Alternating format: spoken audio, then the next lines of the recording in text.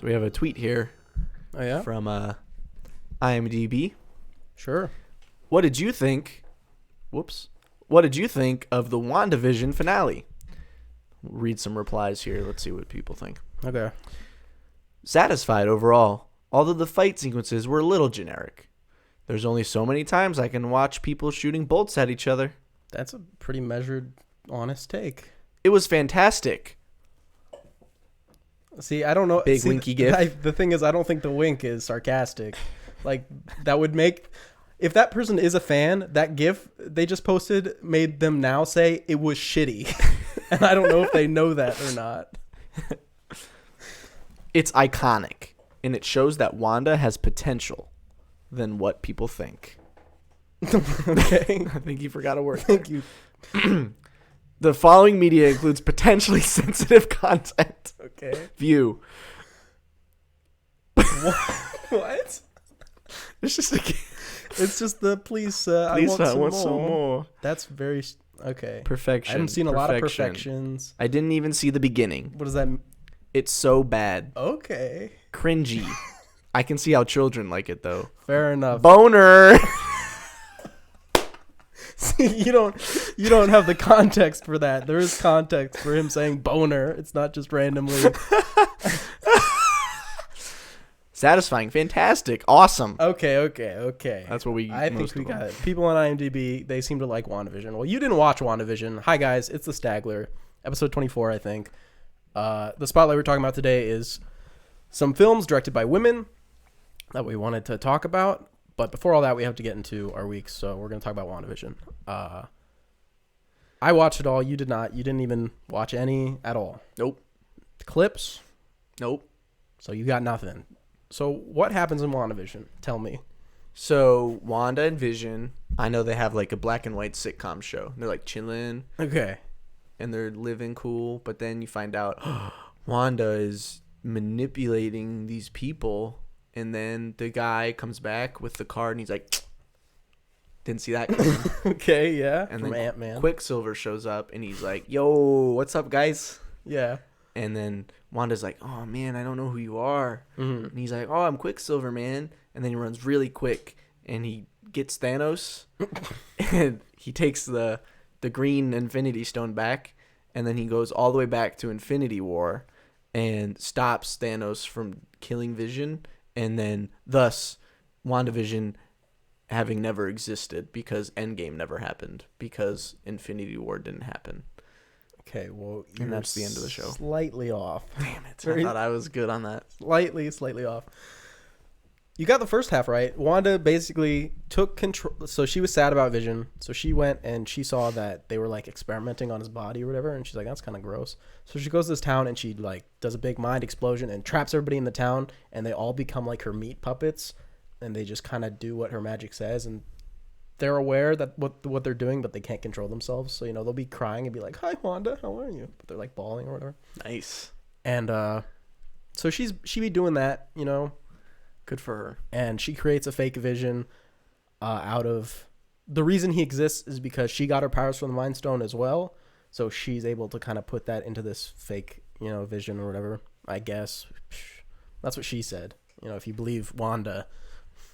And so she's living this happy life, and then people are like, oh, this isn't cool. And then you find out... And then basically for like 5 episodes, like nothing important happens, really. And then you find out that the neighbor, Agnes, is actually Agatha Harkness. She's a witch, except she knows how to use magic. Scarlet Witch, WandaVision, Wanda Maximoff, she just kind of does it. But Agnes, like, studies it and, like, knows how to use it properly and stuff. So she's like, oh, I know that spell, so I know how to beat it. I know how to, like, negate it or whatever. Right. So basically she's like, you have this little town, you can keep it, but you have to give me all your power. It's like she just wants the Scarlet Witch's power because it's more powerful than the Sorcerer Supreme. It's chaos magic. It's the most powerful magic ever, right? Right. And Wanda's like, nah. She's like, okay. So they shoot each other with a bunch of laser bolts, and then Wanda learns a spell, and she does the spell where only her magic works. And then she's like, haha, got you. Thanks for teaching me that, idiot. And then she's like, I'm not going to kill you. I'm just going to brainwash you, and you'll turn into the character that you were pretending to be. You'll literally be a ditzy housewife, So she's going to sit there until the Marvel Universe needs her to come back as a villain again. Cool. She's just gonna hang out, and then Vision and her family all die. And then the season ends? The series ends. Oh, it's a mini series. Oh. There's no season 2 because the hex goes down, everybody gets free. Monica Rambeau has superpowers now that aren't really explained at all. I'm sure it'll come up later. And so she becomes Scarlet Witch. She actually gets her cool outfit finally, like with the get up. It's nice. And she flies off to the mountains and she starts studying magic. And I'm assuming it'll go right into the Doctor Strange movie. Cool. Yeah, I mean, the idea of what happens is like, oh, okay, that sounds interesting enough. I don't get it. Here's the thing. I guess it did start off, like, you can't deny that it started off fresher than basically anything else Marvel has done. Like a weird sitcom universe, like, yeah, that's new, right? Sure. Yeah. But it ended like the same as everything else. Yeah. I can't believe that even in this show, the villain that they had to fight in the final episode for Wanda was just an evil version of Wanda powers, and Vision's was literally evil white Vision. Like, they can't help themselves from making the villains of these movies the hero except bad. Like, if they love to do that, it's like every single one. Even in the show, they can't escape it. So that happens. There was a bit of a, I don't know if it was like a, call it a meme or whatever, but there's a tweet that was going around where in the second to last episode, which is the most emotionally packed episode of the whole series and probably the whole like MCU except for like Iron Man dying, I guess. Spoilers. Oh my gosh, are you kidding me? Anyway, it was a line that I'm paraphrasing here, but or no, I'm not, I don't think. But Wanda's crying. This is right after Age of Ultron. Wanda's crying in her like apartment that she's living in with Vision, and Vision comes over and she's like, "Oh, I'm just struck with all this grief." And Vision goes, "What is grief if not love persevering?" Saw that on Twitter. Right, exactly. Everybody was talking about it. And the tweet was something that was like, "Do you hear that? That's the sound of every screenwriter in the world muttering under their breath. Fuck." Like, I can't believe that's such a good line.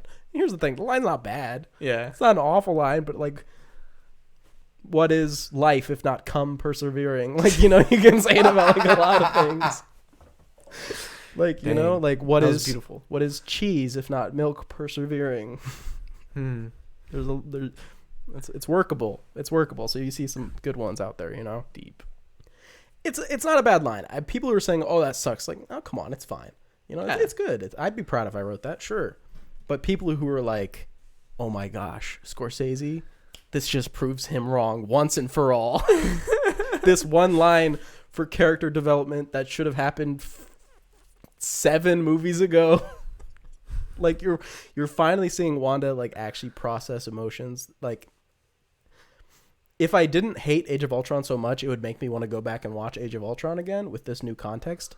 So it's a weird feeling where it's like a lot of people are appreciative of it, but I'm just like, why couldn't I have seen this scene? Yeah. Like back in the day, you know, why do I have to wait until everybody's like visibly older to be like, "Oh, here's the character development that you ordered, sir"? I don't know. The very final fight, as the one tweet said, a lot of lasers flying at each other, just effects were, I mean, fine, but not nearly as good as a movie. Right. You definitely saw the seams at certain points. You know, it straddled the line between like, you know, like Agatha Comes to Halloween Town type vibes, you know? Okay. Like, I don't know. It was, I don't get it, but that's how it's always been. So really what I'm trying to say is nothing's changed. Marvel's the same as it's always been. People love it, and then people don't. And it's the same. So if you liked Marvel all the way up to then, you'll keep liking it. It I don't know. Because really the beginning set it up for like maybe they could really go somewhere, but it just fell back into the old tricks by the end. So it's like, why bother? And here's the thing. So Wanda, you know, captured this town of like 4,000 people and made them her meat puppets. And then she just like escapes. And who knows if she's ever going to have to pay for that or anything, or if they're even going to address. I think she said sorry to like one person and they were like, "No, I would have done it too." And I'm just like, okay. Oh yeah, me too, man. I would have done that. One person who also wasn't even like mind controlled. She was just watching. And she's like, "No, it's okay that you mind controlled all these people. I would have done it too. Like, fuck these guys." Jeez. I don't know. I was not very impressed by it. I think the show probably has like 2 good episodes out of like 9, maybe 3. If you kind of take parts from each episode, you would get like 3 good episodes. It's better than 0. Better than 0. Better than 0. Who knows? Maybe the Dr. Seuss movie will be better. Yeah. Maybe. That was WandaVision. What else did I do this week? If I just want to continue with mine. Keep watch Higurashi. Basically, I don't know if you remember, but Rika was this little girl who was stuck in a time loop for 100 of years, reliving her death over and over. And then a different god came out to her best friend, Sadako, and was like, hey, I know that your best friend is leaving town. Do you want a power to live in loop so you can convince her not to leave town? And she's like, oh, okay, sure. I want my best friend to stay. And then she's like, okay, this is what's been happening to her for the past 100 years. And she watches her like die horribly for like, she literally sits there and lives it. And she comes out of it. And she's like, oh, so to convince her, I should keep murdering her. And that's where the show's at now. Nice. So you have these like 2, 8-year-olds just, killing each other. Casual. Just whatever. And let's talk about the one movie I watched before we move on to Attack on Titan.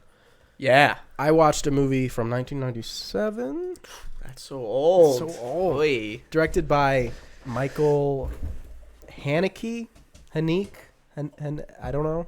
Haneke. It's called Funny Games. Okay. Have you heard of this film? Nope. Okay. Well, that's all right. I had heard of it, but I didn't know much about it other than I've always wanted to see it for a very long time. It's been on my list.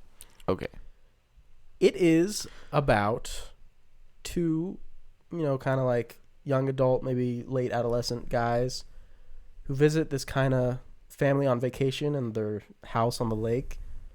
And they, terrorize and try to murder them. Nice. So, it's kind of common fare. That's the setup for a lot of films. This is not a film.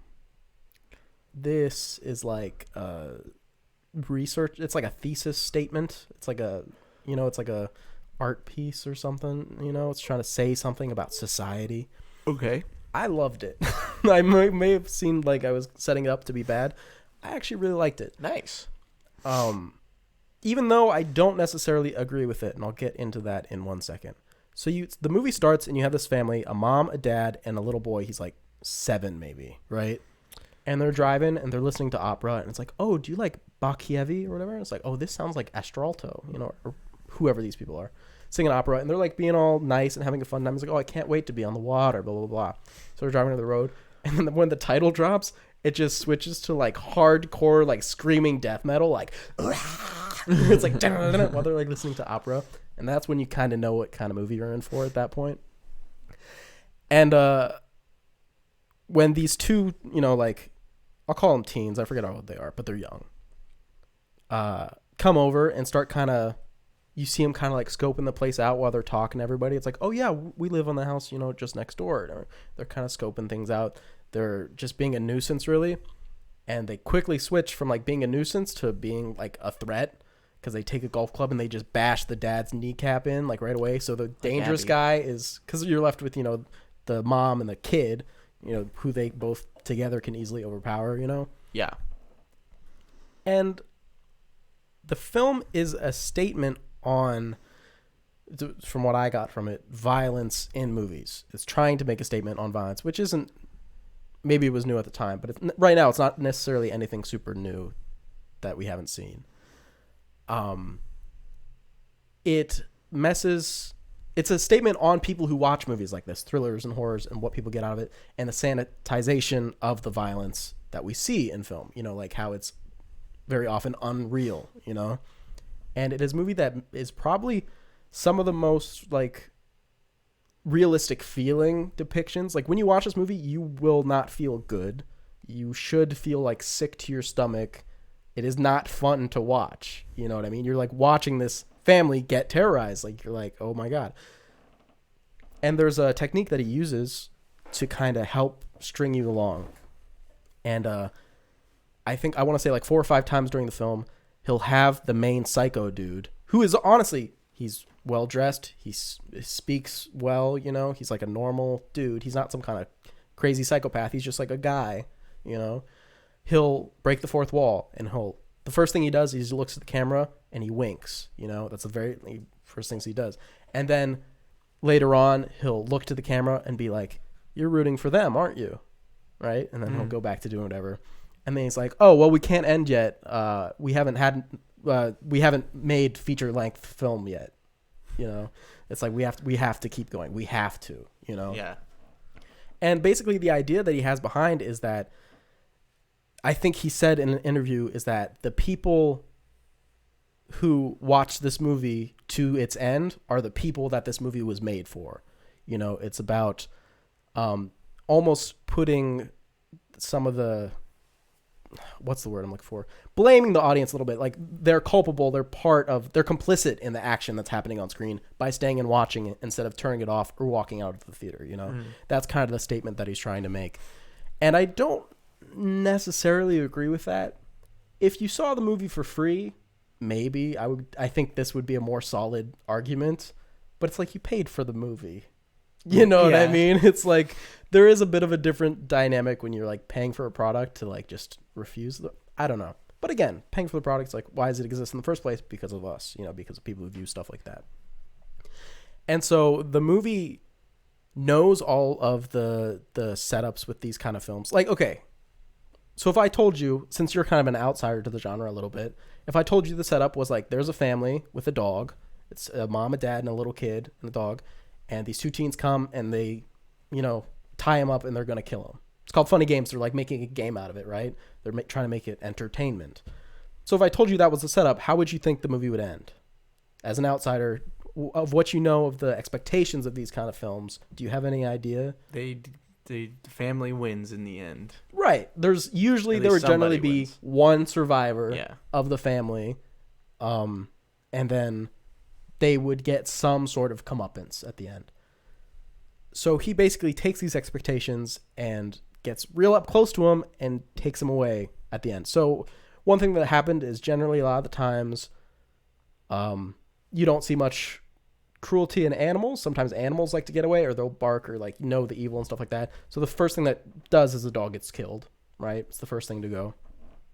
And then another big kind of understanding of these films is that children generally don't get it too bad. And this one, spoilers, kid gets its head blown off by a shotgun, right? Nice. And he's like the first one to go. And it's that moment that I kind of really caught on to what was happening in the film. Because this was right after the kid tried to escape and he got really close, but he got caught right at the end, right? When the kid dies, it happens off screen while the main psycho dude, you're following him into the kitchen when he's making a sandwich, and the kid gets shot off screen by the other guy, right? And almost every piece of violence in the film happens off screen. So it leaves it all to your imagination, which can really make it even a little bit more twisted, because it's just whatever the worst thing you can think up is what's happening, So I thought that was very effective. And he uses those fourth wall breaks, like I said, usually right before these very dark, like a child dying, right before these dark moments, to pull you out of the film, break your immersion so that you don't get so wrapped up into it that, it turns you off completely. You know what I mean? Which I thought was pretty effective, but it's also a little like duplicitous when you're like, oh, you watched the whole thing, that means you're bad, when you designed it kind of this way, whatever. And it's a movie you want to make money. I'll get back to that. So the kid gets going, and then you think, oh, it's the mom's going to get away. And at the end of the film, no, the mom doesn't get away. They tie her up, they throw her into the lake. That's the end of the movie, is them moving on to just the next house, and they open the door and they say the same thing that they said at the beginning, and he looks at the camera and he smiles, right? So it's just like, oh, it's going to continue and continue. They're going to like get away with it. Another thing he does is the killers have no motivation. They have no backstory. They barely have names, It's like they could be anybody. It doesn't really matter.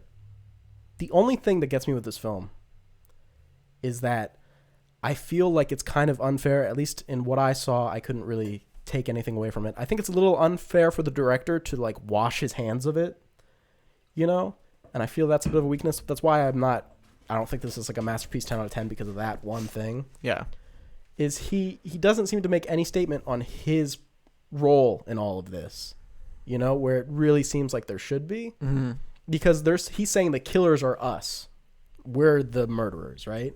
But you're the director, and he has nothing to say about him making it and putting it out, or even getting away from it and saying other directors. You know what I mean? How he seemed to make no statement on that at all felt like a cop-out almost.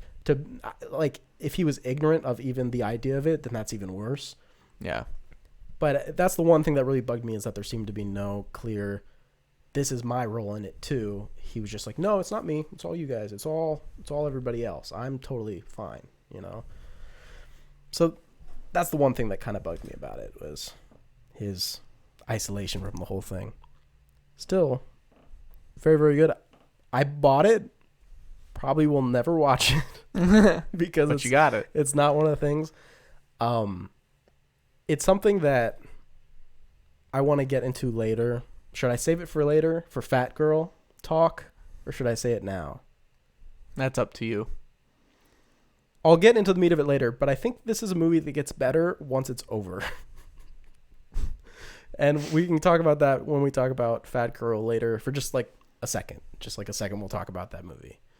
But yeah, Funny Games. I think it's really good. It'll make you feel bad, so don't watch it if you want to feel bad. Nice. Yeah.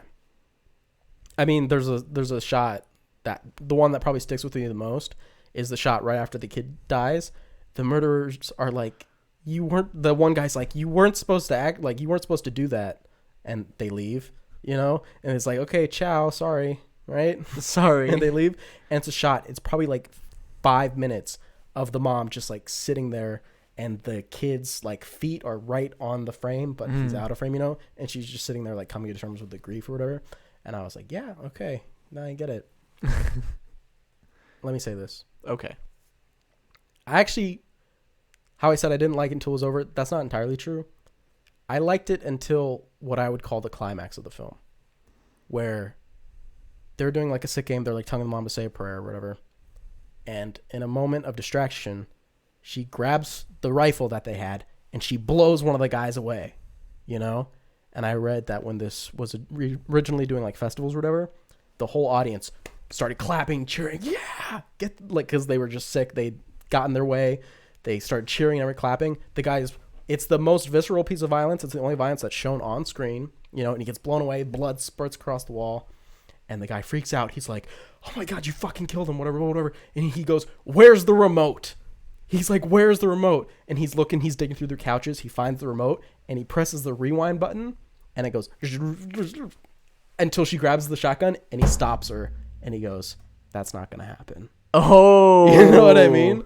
And that was the moment where I was actually like, okay, you're serious about what you're trying to say. Yeah. You know, to give that catharsis and then most cruelly take it away, when that's the one thing in these movies that you're waiting for, to give it and take it away is like even more sick than not giving it at all. You know, and that's when this movie kind of pushed over the edge where I was like, okay, yeah, he means business at this point, you know. You mean business. So yeah, that's what I'll say. I recommend it tentatively.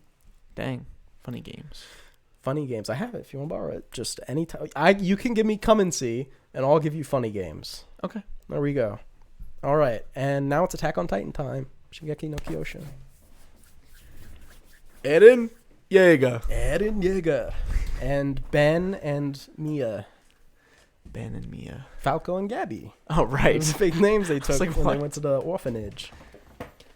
They bringing back like a lot of people who like lived, basically. Except for Rico. Dude, the whole time I was like looking, I was literally leaning in my chair trying to like look behind like Pixis and stuff. I was like, is she back there? Is Rico in the corner? Or does she have her glasses? She's living her best life. That's my headcanon, is that Rico is just like, fuck this. She's got her own Rico Island. She's just chilling. And she's just chilling. She's like vabbing like a mad queen. Anyway. What's up? Yeah, we had 2 more episodes. There's only 4 episodes left. Yes. Yeah, we had the Falco and Gabby episode where it was like the whole episode was just them. I don't even think anyone else is in it, maybe for like a second or two. Gabby totally bricks a guy and they escape. Yeah, she smoked him good. Yeah. Even Falco's like, okay.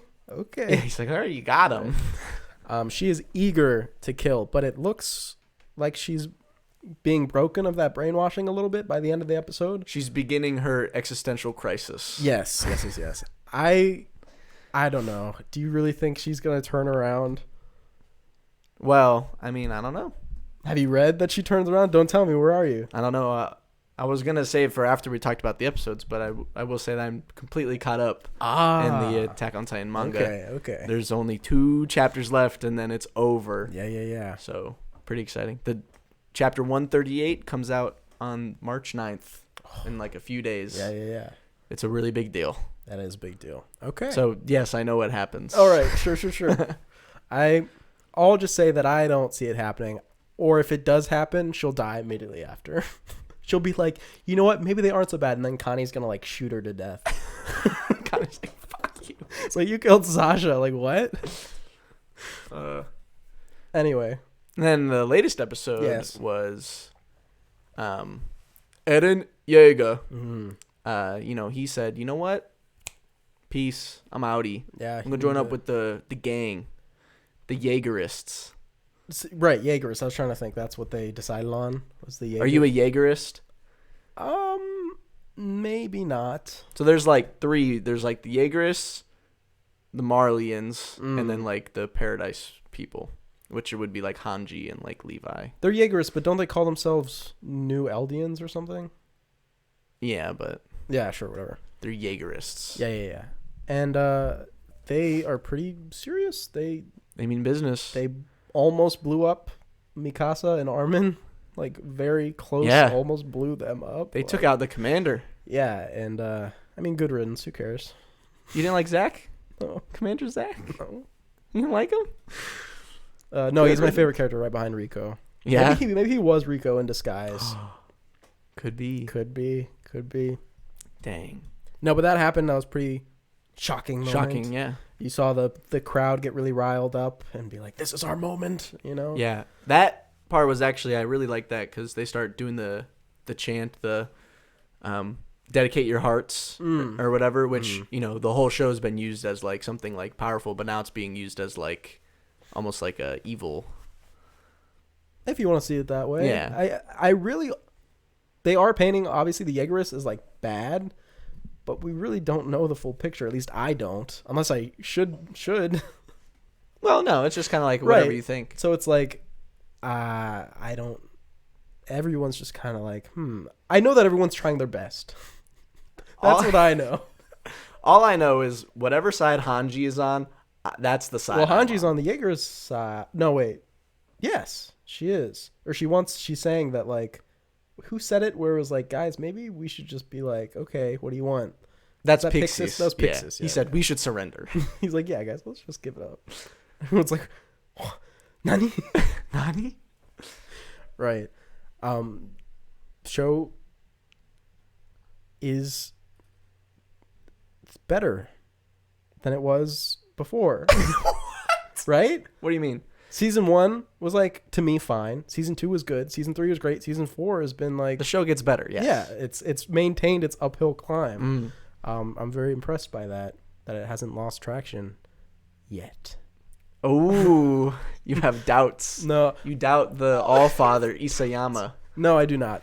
I'm just saying, to be careful that I don't want to get my hopes too high. But it seems good. Yeah. The cliffhanger at the end, what'd you think? What cliffhanger? Peak. Oh, sure. Sorry, I don't think of that as a cliffhanger, really. How's that not a cliffhanger? She's infiltrated Paradise. Yeah, I don't know. It's just not what I think of as a cliffhanger because I don't know what she's doing, but I know that she's spying and stuff. Like, you know what I mean? Because they want to do a immediate counterattack, even though, so that they won't have the troops to defend everything. They won't be expecting an immediate counterattack. So they're like, that's the best course of action. Peak's great.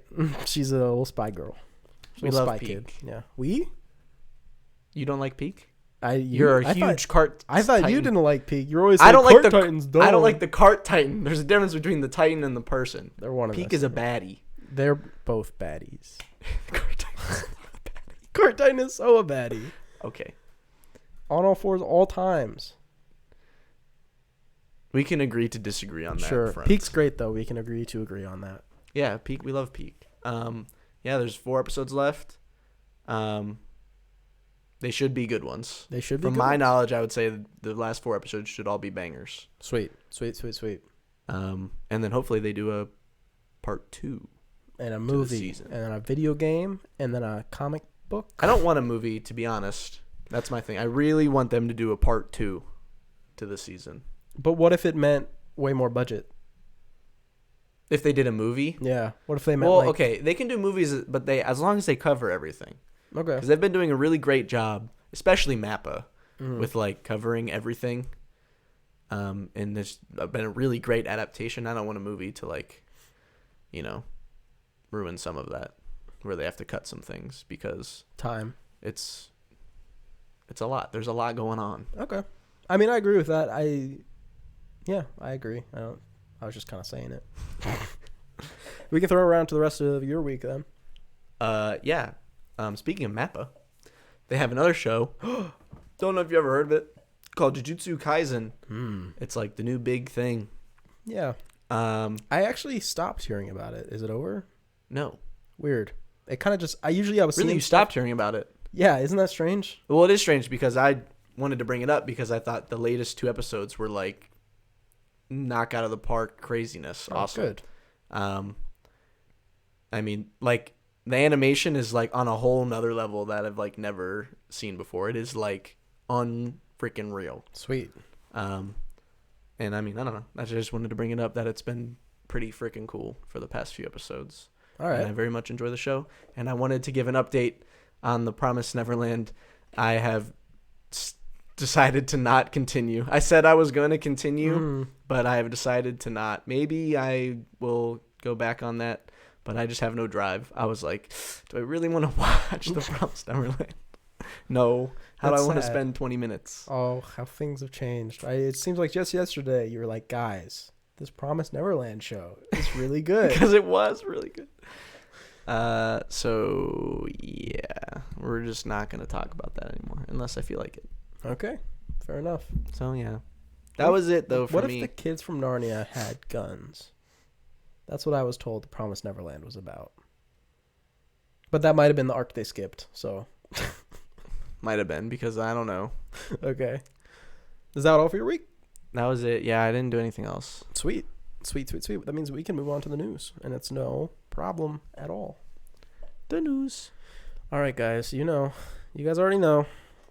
You guys know the here we news. go. I already told you the news this week. You guys don't need this part of the show. For real.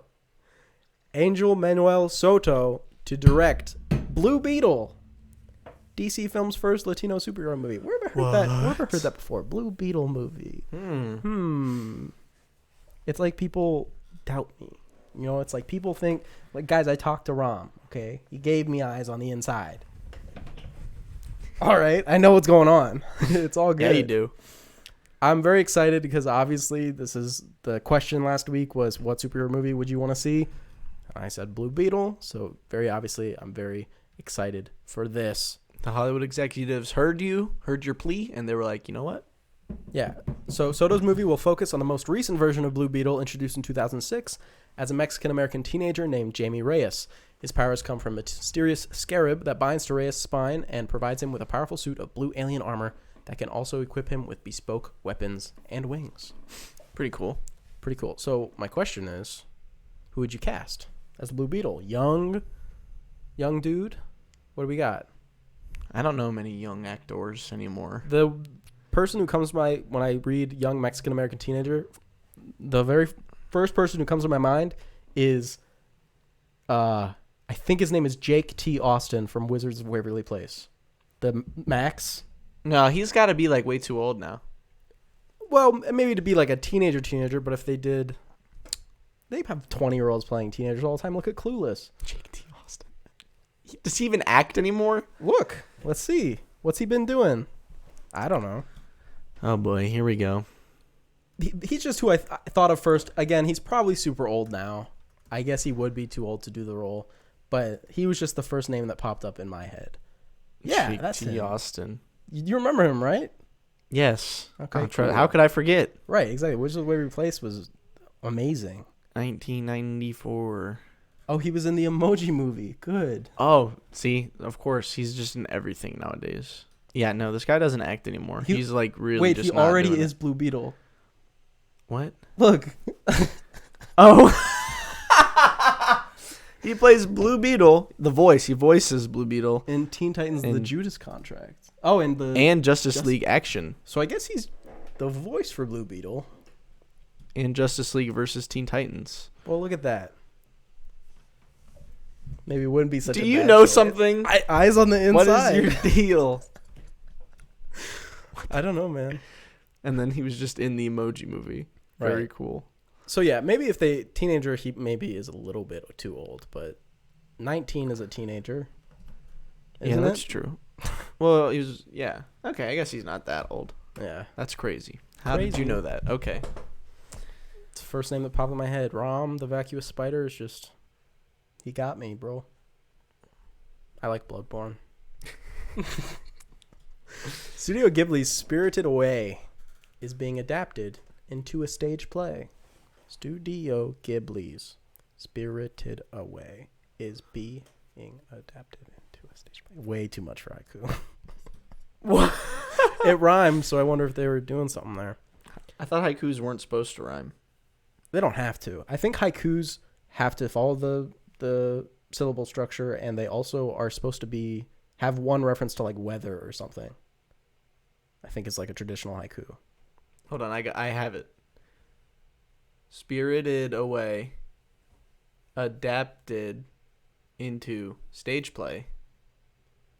It's will snowing watch. on Mount Fuji. I will watch all day. No, because it's on weather. The last line has to be, it's snowing on Mount Fuji. No. What? That was my Spirited Away haiku. It was a haiku, except you didn't notice the weather, so it's technically not. It's a Americanized haiku. I don't know. Sure. I'm not going to ever Yeah. see it.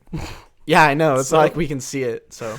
It's cool. Apparently, they did it for Nausicaa of the Valley of the Wind. Apparently. But they're doing it Spirited Away. I mean, it's nice. I like things being adapted in different Yeah, it's mediums. cool. It's a neat idea. But I'm never get to see it, so. Maybe in like 12 years when they release it on Disney Plus. That's what I was thinking. Like something like that. I guess I could see it then. Or be HBO Max, I guess. The new Spider-Man movie had a title confirmed. The one with the trio? The trio. Yeah, the trio of Spider-Men. That is non-confirmed. Of course it's not confirmed because they're waiting to reveal it. It's probably true, but there's no actual... What's the name of it? Oh, it's Spider-Man No Way Home.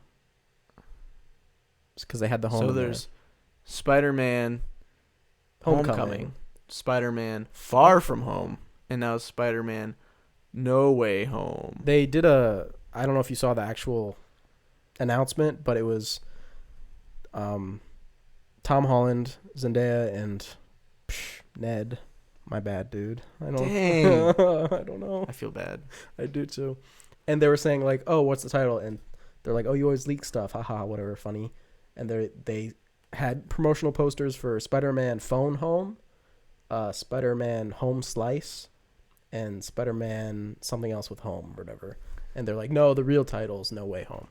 So yeah, Interesting. we already know Haven't that. even seen the second one. Yeah. Yeah. Who knows, guys? Now, here's some interesting news. Yes, very.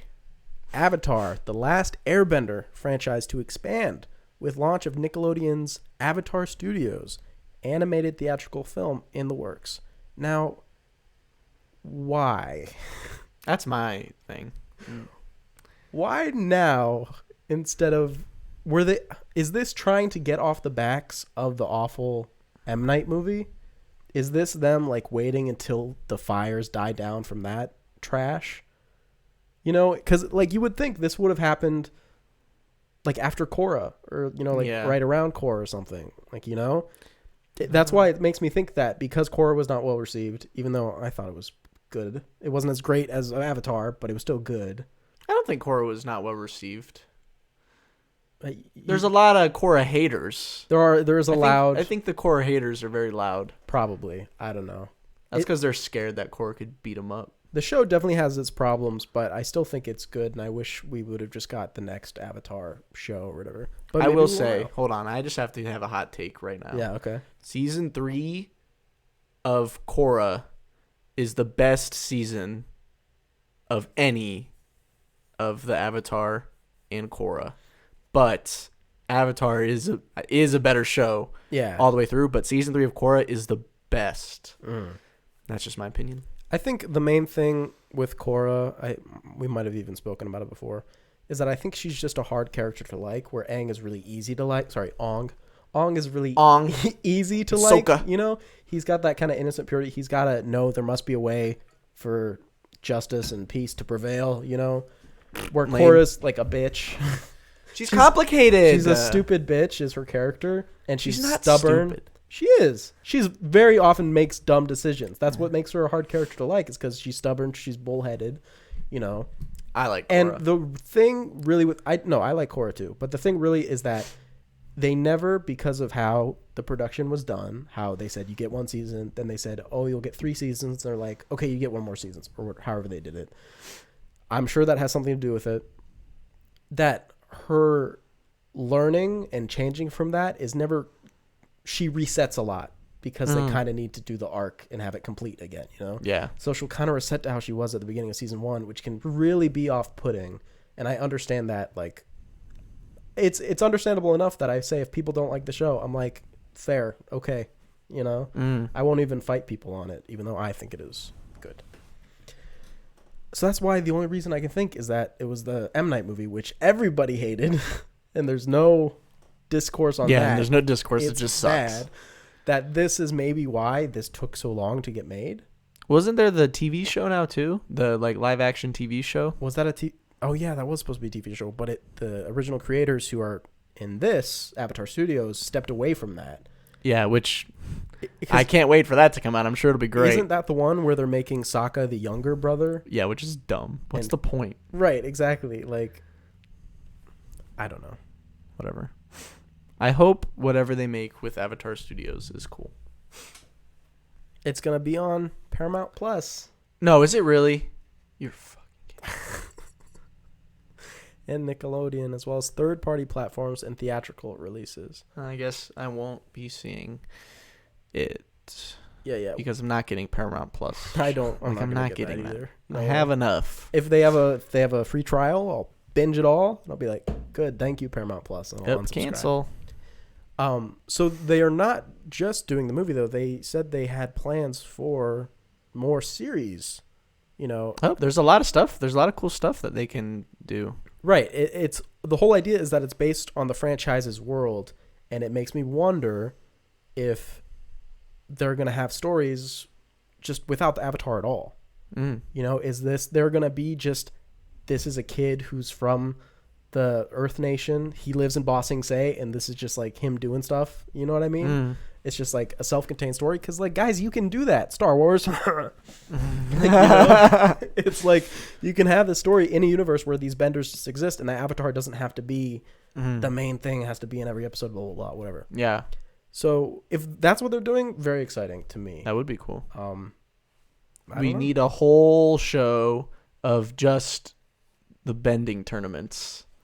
Literally, if they made a whole show, the anime about volleyball, haiku, but it was just the bending tournaments. Like, that's gold. It's genius. If Japanese people can do it, so can whoever makes Avatar. Canadians, I don't know. French, I don't know, but that would be sick. Lots of opportunity. Yeah, definitely. Here. There's plenty of stuff to come to. The only issue that they really have with this universe is that different avatars are, you know, like 100 years apart. So if they go backwards, things technologically kind of did stay the same for like thousands of years. So they do have room backwards, but forwards past Korra, you're going to be seeing like a very quick revolution of tech and stuff like that, which we already have. You know, so going forward would definitely be a bigger challenge. Going backwards would probably be a lot easier. That'd be interesting though if they did like a modern show. Right, exactly. Like, that'd be sweet. Actually, like, updated, you know, like they have cell phones. Yeah, they got like phones and stuff. Right. That'd be kind of cool. And then going backwards, the other thing, of course, being that all those avatars are already established. You know, we know a lot. We don't know all of them, obviously, but we know a lot of the past avatars. So there are certain restrictions if they stay just with the avatar. So other stories would be great. Heck yeah. I imagine a story about like Amon.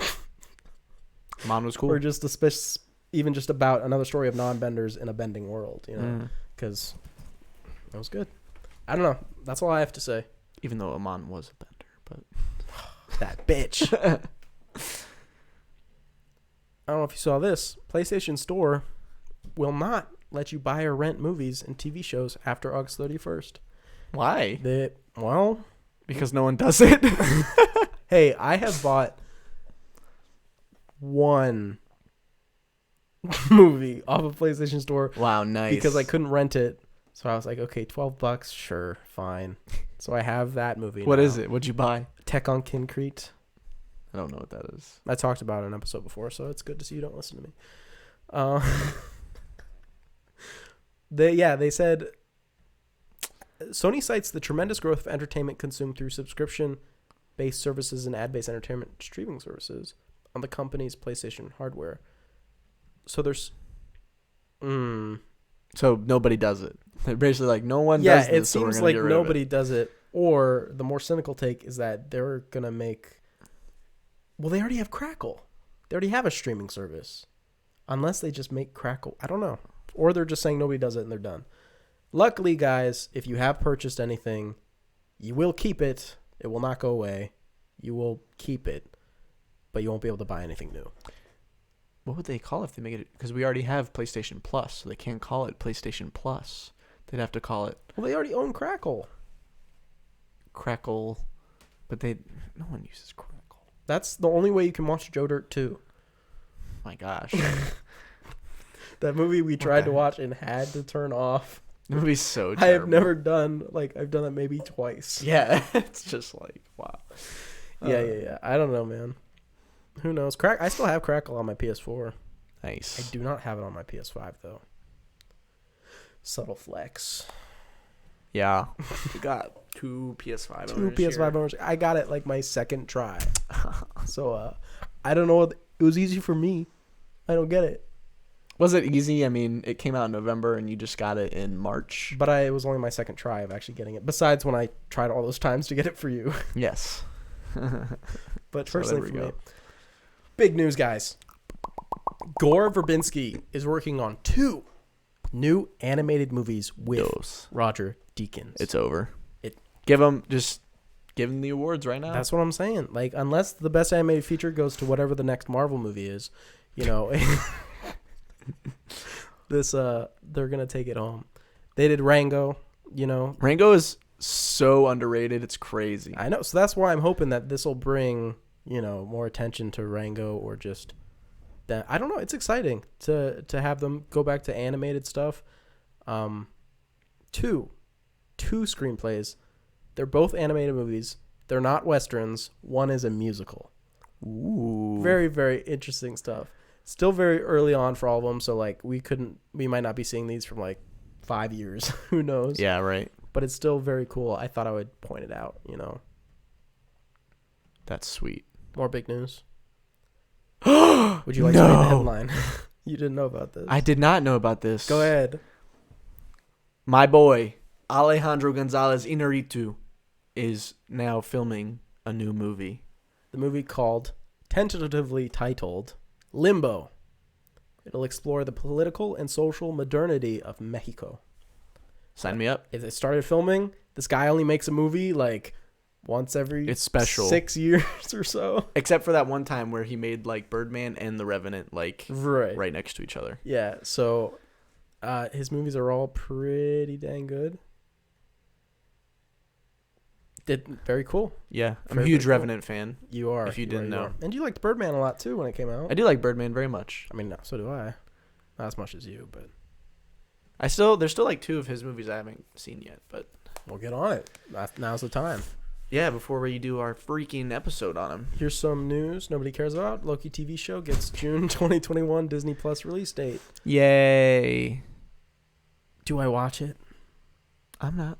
I know. You literally, I did it you to told myself. me, you were like, after Endgame, I'm not going to watch any Marvel things. And I was like, you know what? I said I'll go I would on this not. journey I with said I would not watch any more Marvel movies. you. Okay, well, like half of the things they're doing now are the TV shows. I didn't so know that.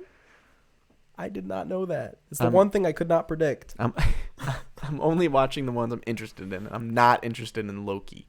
I like Loki. I don't know if I like him enough for his own whole show. I guess the only reason I did get into WandaVision is because I thought Wanda was such like a shallow character that I was kind of like, how? At least how they set her up so far. Yeah. But who knows? Loki might be good. Low key. Star Wars: The Bad Batch debuts on Disney Plus on May the 4th. Oh, really? That's kind of soon. Yeah. I'll watch that. Like the first episode, because the Bad Batch never really, in the final season of Clone Wars, that I wasn't like that little arc, the first few episodes. I was like, oh, I like them, but like, eh. Yeah, they didn't wow me or anything. Either. So maybe I'll watch like the first episode, see what's popping. But this will be in the future, though, right? What do you mean? Like it'll be. Oh, like in the okay. Yeah, after I all know the what you mean. clones have all gone crazy and stuff. Yeah, we'll see. We'll see.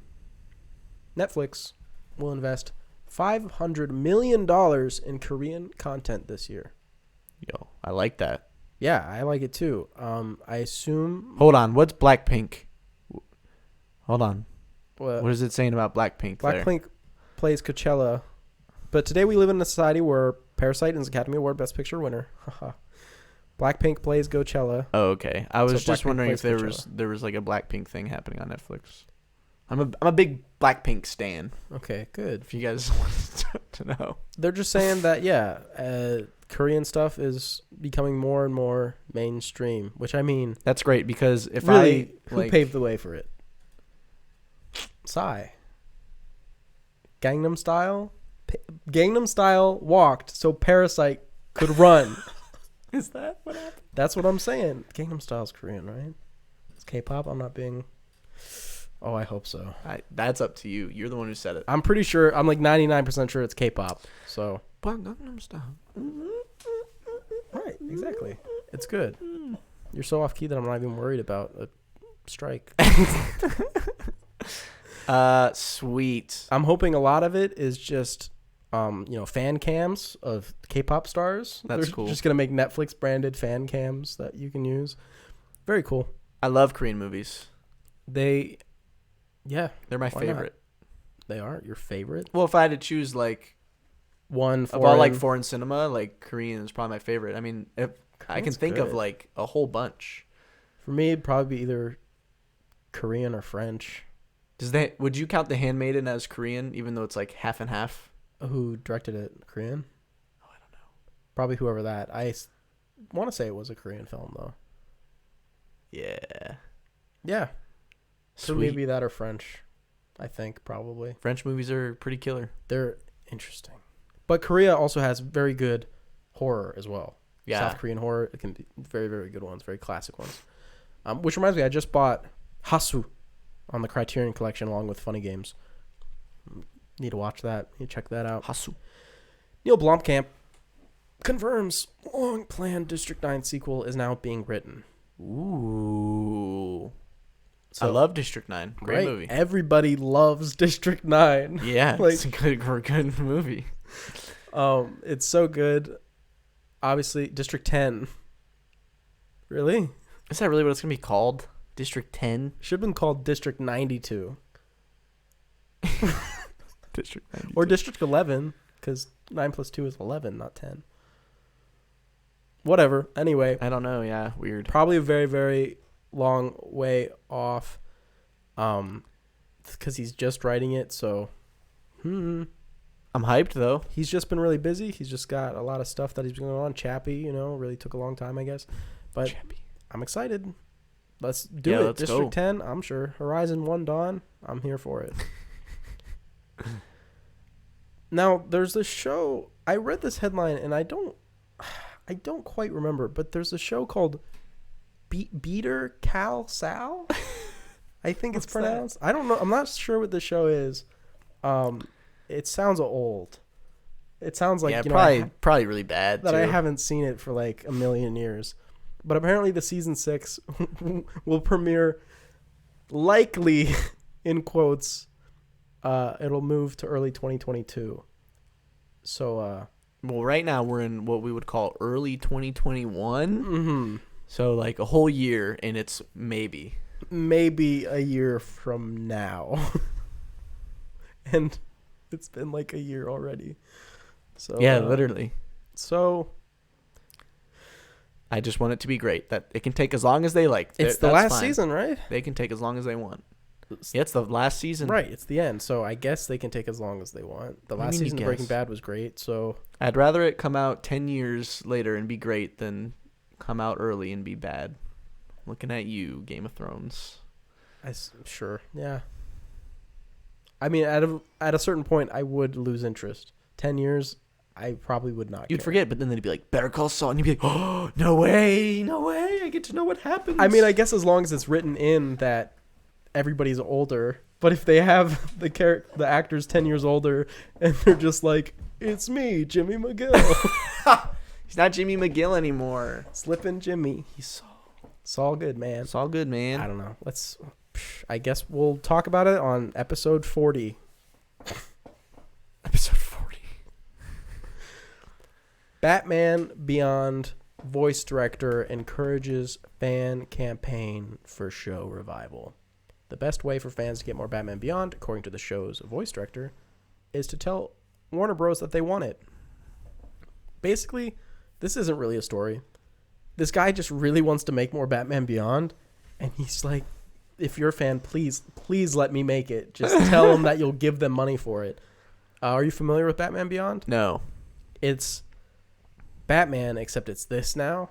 I forget his name, but he's like a young new Batman, and the real Bruce beyond. Wayne Batman is old. You know, he's like an old Right. man, and he's like can't fight anymore. So he teaches this dude. He's like, "You'll be the new Batman. You'll go Batman Beyond," and it's like the future. It's future Batman. You know, Nice. It's probably the shwayest show I've ever seen.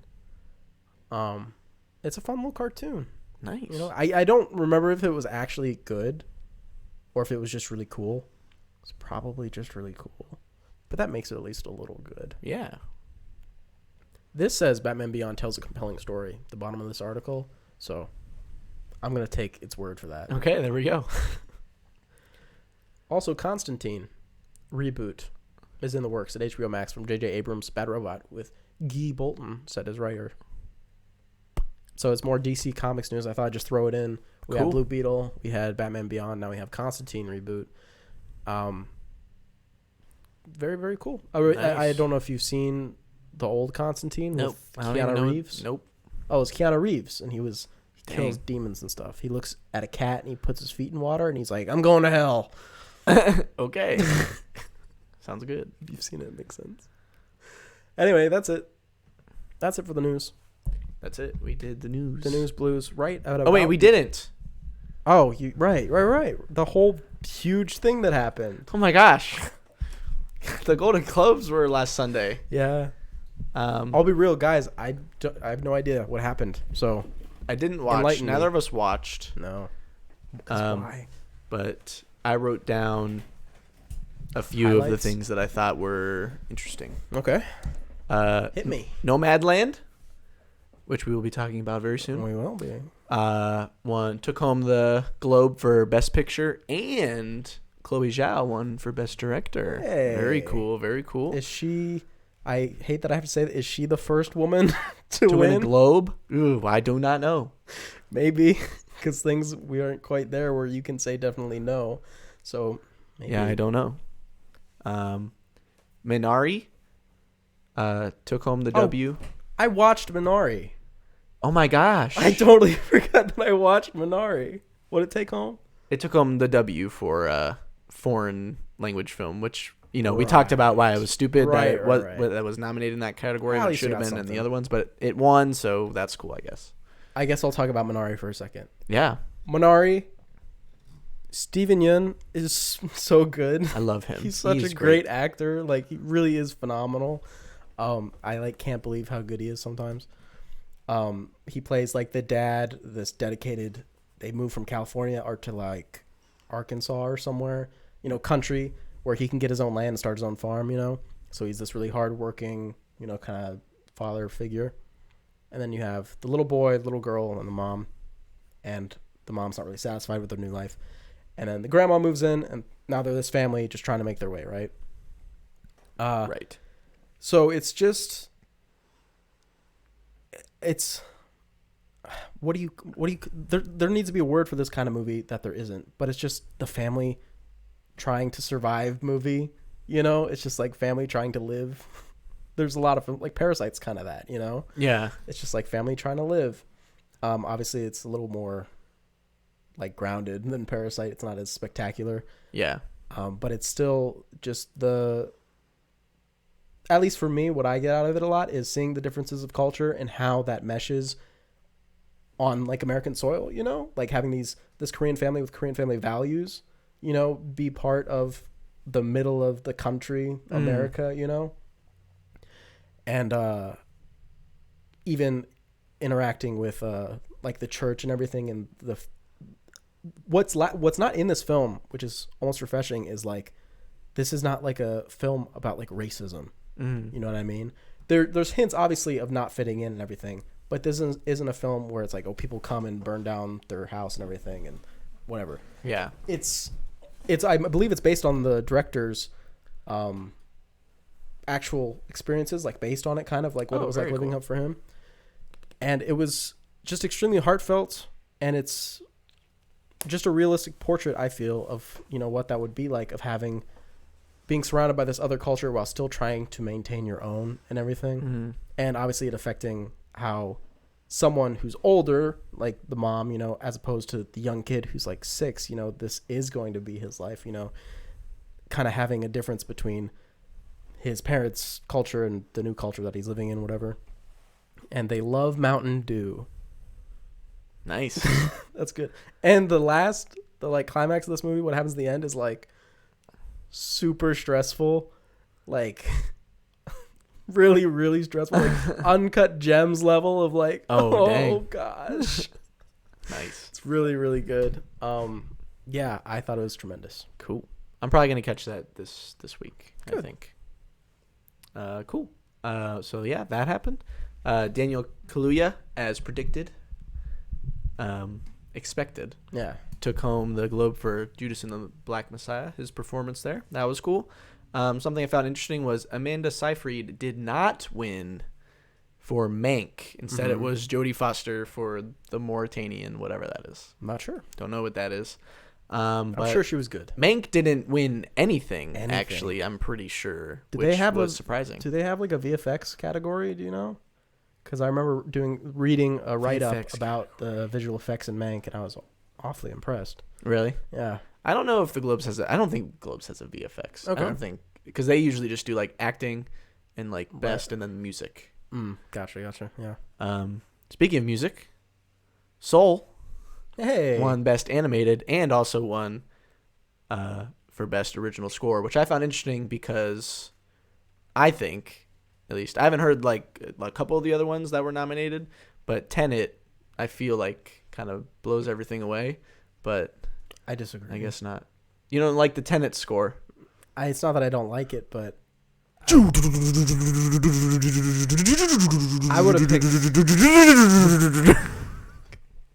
would have picked Mank, which I think was done by the same people. The score. Really? Pretty sure. Wow. But yeah, it's good. Soul winning makes sense. Right, yeah. Over the Croods. Can you freaking believe it? You know what? Believe it or not, I can. Unreal. I still have to see the Croods in New Age. Okay. You're not going to watch the Croods in New Age? I'm not a fan of the Croods. I think they're kind of juvenile. Okay. Maybe even rude. Chadwick Boseman won for Ma Rainey's Black Bottom. Oh. I mean, so that's great. But deserved. Oh, yeah, like, for sure. Shit. Yeah. And I'm sure he's the front runner for the Oscar, too. What did they do with it?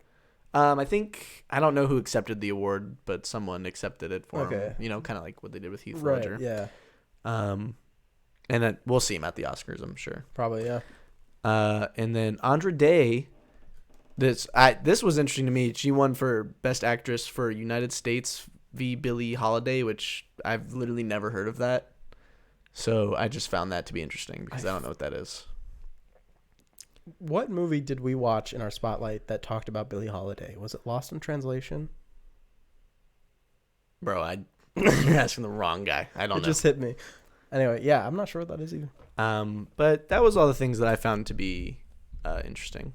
Apparently the show was like okay because they was like all Zoom, and apparently like some of the Zoom things were funny, some of them not. So I don't know. I'm not a cat. I didn't watch. Did you see that clip? No. Oh, dude. Oh, you gotta check that out after the show. It's like lawyers like in front of a judge on a Zoom call, and he accidentally puts on like a cat filter, and the cat's like looking around like, and he's like, "Judge, I have my assistant here." And the judge is like, "I think it's a filter," and he's like, "Yeah, it's a filter. I'm not a cat." That's classic. It's very funny clip. Check it out. Yeah, other than that though, that's the Globes news. happened, and the Oscars should be soon. We Soon-ish. will cover the Oscars. We're big Oscar boys here. Yes, that will be happening. We will make a whole show about it. Honestly, we'll have a whole Oscars recap show probably. We'll even probably talk about the show itself, the actual ceremony, as well as the actual movies that are in the ceremony. Freak yeah. So we can move on to our spotlight. Spotlight. What's our spotlight this week? Films directed by women. So avant-garde. Cool. Did we want to go chronologically? Sure. We have a do it. lot of films here. We have 10. That means Nomadland is going to be last, though. Kind of 11. Where do you want to put Fat Girl? Because I do need to say things about it. Well, it was 2001, so we'll put it where 2001 is. Okay, cool. Then let's start So we'll do 11.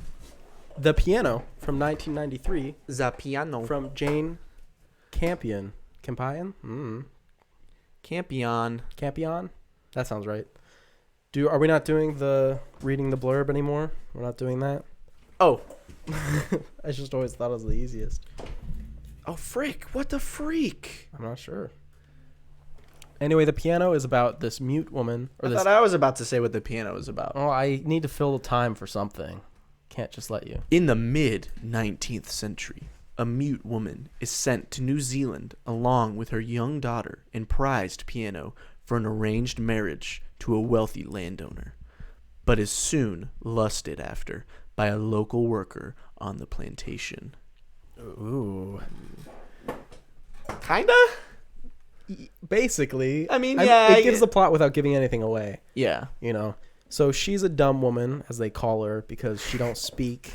But she's obviously very smart. Yes. You know, you get that impression from her. Even right off the bat. How did you feel? Can I just say this off the bat? How did you feel about the narration from the mute woman? Is that something you liked that you were like, yes? Well, narration is always interesting. It doesn't happen a lot. It happens at the beginning and at the end. Yes. And I liked that it was a kid voice because it's like the thing with the Five Bloods. Yeah. Because the only voice that she knows is her kid voice. The last time she spoke was when she was 6 years old, I believe. Yeah. So she can't have like a woman voice. She has the kid voice. So I thought that was cool that they did that. That aspect of it was cool. Do you think... So you liked it being at the beginning and the end. Do you think they should have done it a little bit more? I'm pretty sure that's the only time. Beginning and there. Yeah, I don't really think I remember anything. Do you think it should have been utilized a little bit more, or would you have... No, I thought it was fine. I felt weird to have absolutely nothing in the middle, like, ever. But because it's inclusion, even though the whole idea of it being the kid voice is very, like, clever and everything, its inclusion just felt off to me because I was like, at the end of the day, how much did she really give us other than we know the truth about her voice? You know what I mean? It's like that. I feel like that's really the only information that it imparted. You know, she's like, oh, this isn't my real voice. This is the voice of my mind, you know, something like that. If you took it away, the only thing that you wouldn't have known is that she used to talk. That's the only thing that you would miss out on, you know? Yeah. If I'm remembering correctly, you know? I think I read somewhere that the ending you know when she, I'm just gonna skip to the ending just for Sure. a moment. Yeah. They're on the boat or whatever, and they're tipping the piano off the boat, Okay. and she's snagged on it or whatever. She gets dragged down to the ocean. I was like, oh, she's gonna die and the movie's gonna end. Yes. And I was like, that's kind of cool. I thought it was very cool too. But then they pull a switcheroo. Yeah. And she gets saved, and then her and what's his face live happily ever after. The plantation worker from the thing. And Harvey Keitel. Mm. And I'm pretty sure, I'm not 100%, but I'm pretty sure I read somewhere that is not what the director Jane Campion wanted. I think she wanted the die ending. I much prefer but they that would, ending. but I don't think they would let her. I'm pretty that sure I ending read that somewhere. a lot. Not 100%. Yeah, but I thought it was oh, she's just gonna die. I was like, awesome, cool. And it wasn't an accident. She purposely put her foot in the rope hold, you know, and went off the edge. But then she came back and then also just started talking again. Well, not just started talking again. She's working on talking again. But it did seem a little bit like, okay, she finds love and then it felt a little reductive. But it's 1993. Yeah, so I apparently, I'm pretty sure I read that they wouldn't let her do the. If that's true, ending. I'm glad, and I totally agree with her because I was kind of sitting just watching the movie, and when that happened, I like sat up. I was like, you're like, oh really? You're gonna do this? Okay, you got my attention now. It was a good movie though. Not to make it sound like it was a bad movie. Yeah, no, it is good. It was very good. I thought it's a 2-hour movie. This might sound weird, and maybe it was just the headspace I was in, but I thought it was like perfectly paced in a way, like introducing the other guy whose name we forget, the plantation worker, Harvey Keitel. Yeah, let's just say that. Yeah, Harvey Keitel like was put in the perfect moment, and their relationship growing happened perfectly. George And the build up to George Baines, Alistair losing it and everything, I just thought it was well done. Obviously, being a piano player, he chops off her finger. Kind of a big deal. Yeah, that was crazy. That's kind of a huge. At first, I thought it was like all of them. Yeah, I thought too. I thought it was like her whole. And I was like, "That's fucked up." Yeah, like you might as well kill her. Right. Right. That's why Right. But it was only one. And yeah. She gets the metal finger at the end after she lives her suicide attempt. It's a little weird. I don't know. The little girl in this film, I thought was very good. Did you know? I did not. She was nominated for an Academy Award. Well, there you have it. For this film. And did you know that it's Anna Paquin? Is it Paquin or Paquin? Paquin? But I thought that was funny. Oh, yeah. No, she's great.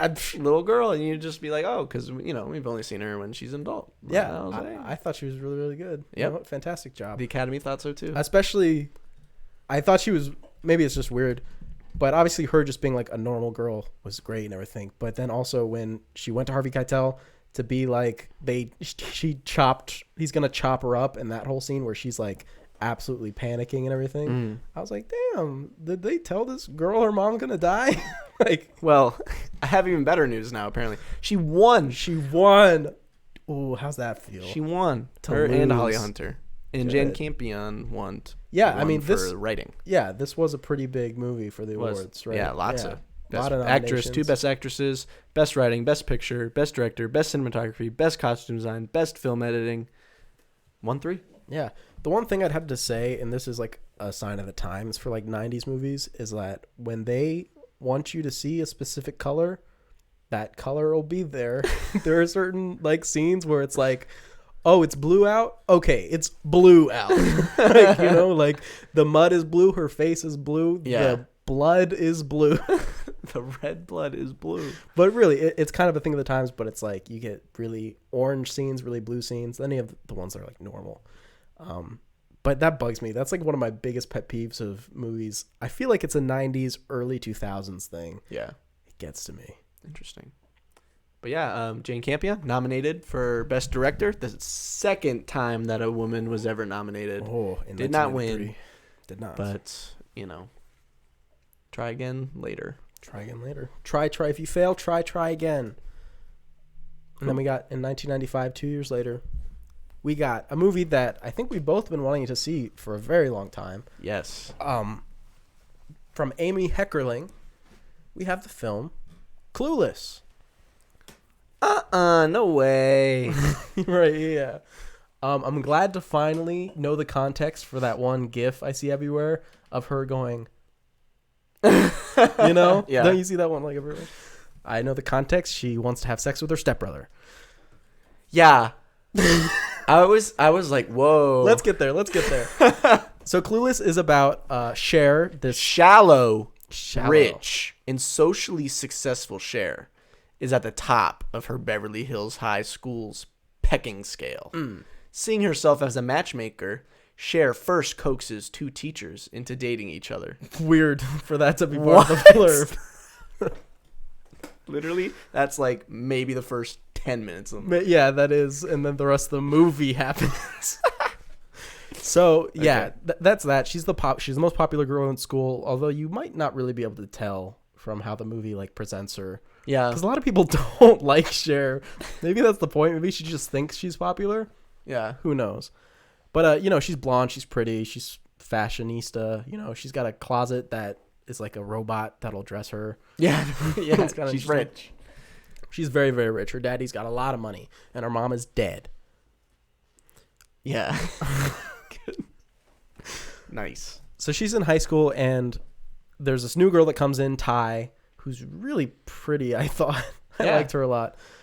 And she is basically trying to like give her a makeover, and it kind of backfires on her a little bit and makes her kind of re-examine her life, And that re-examination kind of leads to Incest.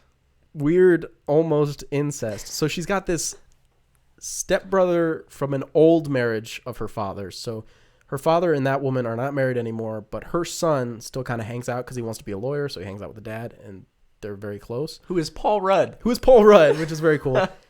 Do they state his age In the movie? in the movie? I don't know. He's in college. He's at the youngest, 18, but realistically, like, come on, 19. Yeah, maybe even 20. He could be like 23 because he's in law school. He could Right, be exactly. So let's say 19 to be Okay. fair. The end of the movie comes. A lot of funny stuff happens, just kind of hijinks. Think almost like Mean Girls-esque kind of stuff happening on. And Amy Heckerling, of course, she also has done Fast Times at Ridgemont High, which is the same kind of setting, idea. So she's getting the high school hijinks, and it leads to this culmination of her realizing she's in love with her ex-stepbrother, who is 19 and she is 16. Was this done on purpose? What do you mean? I thought it was done like big, where it's like, oh yeah, she had sex with a kid, just forget about it. Like, you know what I mean? Oh. It's like whatever. But part of me thinks that the age difference may have been on purpose. And the reason I think this is because of the kiss right at the end, because the kiss they share is so intimate. It is a French kiss, and you see it, and it's such an intimate kiss that it makes me wonder if it was purposeful to make it that way, to make you kind of examine what the relationship actually is. You know what I mean? Clueless is a stupid comedy movie, so that might be looking way too far into it. But for me to already be off-put, like, this seems weird to be with your ex-stepbrother, but then for it to be not a movie like Peck, but like an intimate French couple of seconds in each other's mouths kiss, that it kind of made me tilt my head a little bit. Because that's not a kiss that you see at the end of these movies, is it? No, not really. You don't see Well, the tongue. Talladega Nights. That is true. Okay. No, you got me. You're right. Talladega Nights. That's probably even worse. Yeah, They go hard. they do. Did you like Clueless? I thought it was funny. I thought it was pretty funny too. I liked, most of the characters. I don't know. I do like the idea of her being kind of this. Everything around her's fake. It's Beverly Hills. Everybody's got like the nose jobs and everything, whatever. And it's kind of seeing the slow deconstruction of that fake identity that she's kind of clinging on to. The most real and human part of the whole movie, to me, was when she was on the couch with Paul Rudd in like her pajamas after a party, and she was like watching cartoons. You know what I mean? I was like, this is the 16-year-old girl, you know? And I found it, at least in that one moment, a very powerful moment where I was like, look, she's a human. Like, you know? And it goes right back into kind of the more slapstick funny stuff, kind of absurd humor. But I don't know. I thought that was one that they pulled off, even that she pulled off that one specific moment in the least. It was very well done, you know? Yeah, I would have to agree. What's next? Next would be 4 years later, in 1999, a film that I've talked about on the show already, Beau Travail from Claire Denis. And if you couldn't figure out already, it's a French one. It is La France. It is a French movie. This film focuses on an ex-Foreign Legion officer as he recalls his once glorious life leading troops in Djibouti. So I've already talked about this film. I will talk about it again, but first, why don't you take it away? This is not a movie. Okay. This is like, I don't know. I really liked it. Okay. I will say good. I really I'm glad, liked it. because that's what I was waiting for. I was like, did you like it? I really liked it. But like, it's not a movie. It's just kind of like it's not like a vibe, and it's also not like an experience. Well, what it is, it's a diary.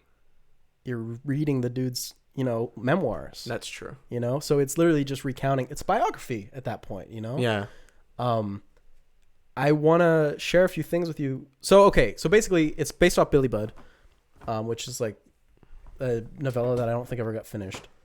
But basically it's this guy and this new young recruit comes in. He's super hot and he's super good at what he does. And he's like the hero immediately. And the sergeant or whatever is like jealous. It's a story of jealousy or whatever. And even his superiors look at the recruit and they're like, oh yeah, that guy's going places. And so it's like, how far is he willing to go to kind of knock this kid down a peg, you know, and show kind of his superiority. And what is your take on the homoeroticism in this film? Because it's very blatant, because there's a lot of very well built dudes, you know, hanging out. It's just guys being dudes. So you don't think that, do you think the main character is a homosexual? The old dude, you know. I don't know. I never really thought about it like that, to be honest. Okay, interesting. I didn't take it in as like, I didn't take anything in the movie to really be like overtly sexual. I was just kind of like along for the ride. Like they're just kind of bros. So with that in mind, how do you interpret the ending? You just take it without, because what I said before. Listen. Guys, before I said, I remember saying very specifically that this movie had my favorite blank in any movie. This is my favorite ending to any movie ever. When I saw it, I was watching it, my jaw dropped. I was like, fuck, this is amazing. I was like in love. I love this ending. It's really good. So we have this very stoic, soldier. Let's just go through the whole thing right now, okay? Okay. Guy comes in, he's hot, he saves some people's lives, another thing. There's this very big, honestly pretty one-sided like competition going on, you know, where it mostly seems like it's him kind of what's the word? Projecting. Thank you. Projecting onto this guy like his kind of feelings of maybe ineptitude. Or, you know, maybe jealousy, whatever. And so what ends up happening is he punishes him for, you know, any little mistake. Acts pretty unfairly, you know. Going so far as to sabotage his compass and leave him out in the middle of nowhere. Yes. In the middle of a salt flat. In the middle of a salt flat. Hot, dry, nothing around for miles. And I have a question for you. What do you think happened to him? Well, he lives, kind of. That's the question, though. Does he? Because we see a shot of him on like a bus or something being cared for by like a woman native to the area, it looks like. Yeah. And then the last scene that we see, he's finishing up his memoirs of kind of what he's been writing, what he's been telling us. Picks up a gun, and he lays down on his bed, and it keeps zooming in on his bicep, and you see one of his veins kind of pulsing, and then it cuts, or does it fade? I don't remember. I don't remember either, but but I know it what you're cuts talking to about. him alone in the middle of a dance floor with like a mirror behind him. And he's kind of nodding his head to some music, and he starts break dancing. Crazy. Just like crazy, like super frenetic, energetic, just crazy all over the place, like down on the floor, hands waving, incredible dancing. Yeah. And then credits roll, and credits roll in between too. It's like a whole sequence. Also, the artist of that song, Rhythm of the Night, is called Corona. No. Yeah. Because I added it to my playlist. That's great. I heard that song come on. I was like, oh, yeah. The Rhythm of the Night. Yeah. So before I get back to what I asked you before about what happened to him, what was the ending? What did we see? What was him dancing? Because to me, it seemed I had a pretty clear interpretation, and I didn't realize there were multiple until I looked up that there were multiple. What did you get from it? I've been stumped. Well, so he picks up the gun, right? So Yes. that's a pretty clear, okay, this is kind of where this is going, right? Yeah. He's alone with a gun. What else do you do with it? Yeah. You know, and then it zooms in on his pulse, you know, and then the music starts. Like, what I took from it was that he was going to kill himself, but he fell asleep. You know what I mean? And his dream, since the pulse kind of matched the beat of the music, I felt that, like, that was the dream. And his dream realized, in my interpretation of the film, is that he can leave behind this soldier's life that he said he didn't know how to live a civilian life anymore. That he can leave it behind. And even to a further extent, if you want to view it this way, possibly embrace homosexuality or embrace just who he is in general. You don't even need to go that specific, you know, just being able to embrace life at that end and not have to take it. But other people saw that he did kill himself and death was his freedom. And that was like him passing on, because the whole dance floor, we see the club in the movie, it's packed. There's a ton of guys in it. At the end of the film, when he's alone and it's in like a void almost. It's only him, and the mirrors just go to blackness on the other end, you know? So a lot of people saw it as him dying, and it was kind of like his last hurrah and passing into the afterlife and maybe being happy about it, you know? I saw it as a dream just because of the pulse. I was like, that seems really specific. I never thought about the dream thing. Yeah, that the pulse meant. So what did you think of it in general then? Well, so... Because you're just like, oh, okay. So I'm kind of like in the middle. Okay. I just thought that he was like chilling there, like ready to shoot himself. And then he like just like thought about it. He was like, Sure. I want to be dancing. Daydream, dream. So if you think he's just thinking about it, what happens when he's done thinking about it? He does kill himself? I don't know. Maybe. Or maybe he's like, you know what? So Throw my gun away. basically we have the same idea then. Yeah, kind of. We're on the kind of the same page. I like to think, at least I think it's a better thing to say that he puts the gun down and he decides to live his life just because it's a lot happier. But a lot of people see it as death being his freedom in that way. That's he's nice trapped too. in that. I Well, guess. not nice, but Yeah. you know. The thing that I get from this film that, I don't know if you took the same thing from it, is there's a lot of kind of weird scenes. Not super weird, but the main scene that comes to mind is when they have a disagreement, and what they do is they stand like 15 feet apart and they just circle each other for like a good couple of minutes. And they're staring each other down. That to me, and with him getting rescued from the salt flats, those did not happen. I think what we're seeing is not the events of what happened, but how he remembers all of these events happening. So maybe they were fighting in the middle of the sand or whatever, but to him it was this duel. It was him and me, and it was this duel. We were eyeing each other down, but actually they might have just been like punching each other, you know? And him being rescued from the salt flats, maybe that's him trying to deal with the guilt of, it's like, I never saw this guy again. Maybe he got picked up by one of the nice ladies from the town, you know? Yeah. I take everything we see that seems a little bit off or kind of weird. It's just his recollection. And I think it really kind of it makes it a lot more interesting. Because I really thought that scene where they were just staring each other down and they never did anything. Yeah, they're just looking at each other. Was weird. I was like, what was is this weird. about? So when I came to that conclusion, I was like, and applied it to the rest of the film, it was like a very rewarding, be like, oh, that actually makes a lot of sense, you know? Yeah. So, because why, if he lived and then didn't come back to the army, he'd be like a deserter, you know?